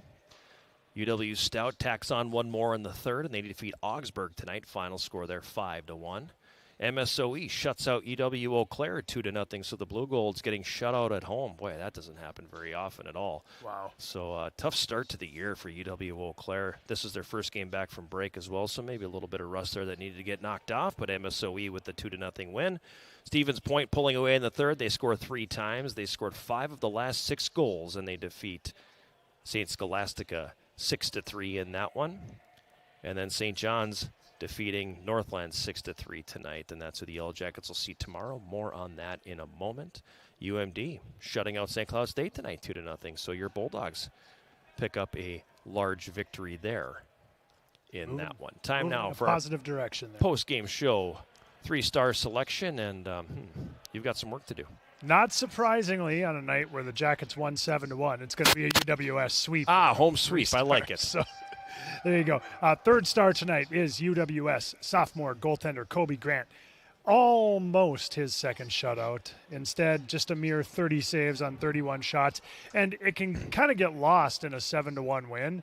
But in the first period, they really needed him. Yes. And there were other segments in the game when it was still close where they needed him. And in those moments, he made some big saves tonight. You know, and the thing that stuck out to me, too, about his performance is he knows he's in line for a shutout. The effort he was putting in on that late penalty kill, he made a couple huge saves in that one that if it's 7-1 at that point, maybe he's not going to go from his left to his right as quickly as he did. But it wasn't lost on the teammates either. They played so hard in front of him. Even late when it's 7-0, they were laying down and blocking shots. They were getting into passing lanes and shooting lanes. They did everything they could to get a goose egg for him tonight. Yeah, it was great to see that effort down the stretch in the last 2 minutes. Like you said, they did everything they could. So Kobe Grant, number 3. Number 2 star tonight is UWS freshman forward Iki Kagawa. He had 2 assists, including what we are now listing as the pass of the year. Yes, assist of the year. Until something tops the assist of the year. We'll see what he does tomorrow. We'll see what he does tomorrow. And that was on the eventual game-winning goal, as it turned out, for whatever that's worth. So it was a great play at the time, and definitely going to be one of the more memorable goals of the season for me, having watched these games. I'm watching the replay right now. That was pretty. And, hey, call out to replay, because these guys deserve a shout-out. Oh, they hammered it tonight. They've done a great job. They did an awesome job tonight. So helpful being able to see these replays on the broadcast. Great work. Great work there indeed. So number 2, Iki Kagawa, and the number 1. Number 1 star is UWS senior defenseman Blake Holmes. He, of the 3 assists, we had hoped for 4, but it turns out to be 3. He had 6 shots on goal. It was a +3. As you heard earlier in the postgame show, I mean, he was fantastic tonight in every facet. He was great tonight. I'd go so far as say I thought he was the best player on the ice. Yeah, and you don't always get a chance to have a defenseman be the number 1 star, because usually they need to have some points. And I mean, he did that, but it was a big night for all the Yellow Jackets, but it was a big night for Blake Holmes. Absolutely. So number 3, Kobe Grant. Number 2, Iki Kagawa. And the number 1 star tonight is Blake Holmes. Yellow Jackets back home tomorrow night here at Westman Arena. 7:05 face-off, 6:30 pregame show as they play host to St. John's. Again, the Johnnies with a 6-3 win tonight over Northland. That snaps a long losing streak for them and pulls them back up to 500 for the season. Yeah, we've had some great games with St. John's over the years. I mean, they're not going to come in here and just lay down. This is going to be a tough game tomorrow. Right, never a pushover team. And, they're going to be looking to build on that momentum that they created. Coming back from the break, it's like, oh, a fresh start. Okay, and, hey, a win, So they're going to be feeling good. They're going to come in here. I'm sure they're going to play a good game. I'm sure it's not going to be – not that it was easy for the Yellow Jackets tonight, but you know what I mean. A 7-1 game, it's not going to happen twice. So hopefully we come out with a lot of battle tomorrow night and get another win. 6:30 again, pregame show, 7:05 face-off, Yellow Jackets and St. John's. We already had the big shout-out here, but Harrison Law, who was pushing all the buttons and working the replays and everything over here, was our on-site engineer with Yellow Jacket TV. So thank you very much for what you did for us tonight. You definitely enhanced the broadcast, I think, and I appreciate everything you did there. Chris Allen back in the studio on the radio side, doing a great job keeping us on the air as well. Thank you for not letting your computer go to sleep in this one tonight, Chris. So for Harry and for Chris and for Jason Orlom, I am John Garver. Final score here again tonight, the Yellow Jackets with a 7-1 victory over Concordia. Thank you very much for joining us on this Friday, and we hope you'll be along with us again tomorrow from Westman Arena when the Yellow Jackets take on St. John's. Good night, everybody, from Superior, Wisconsin.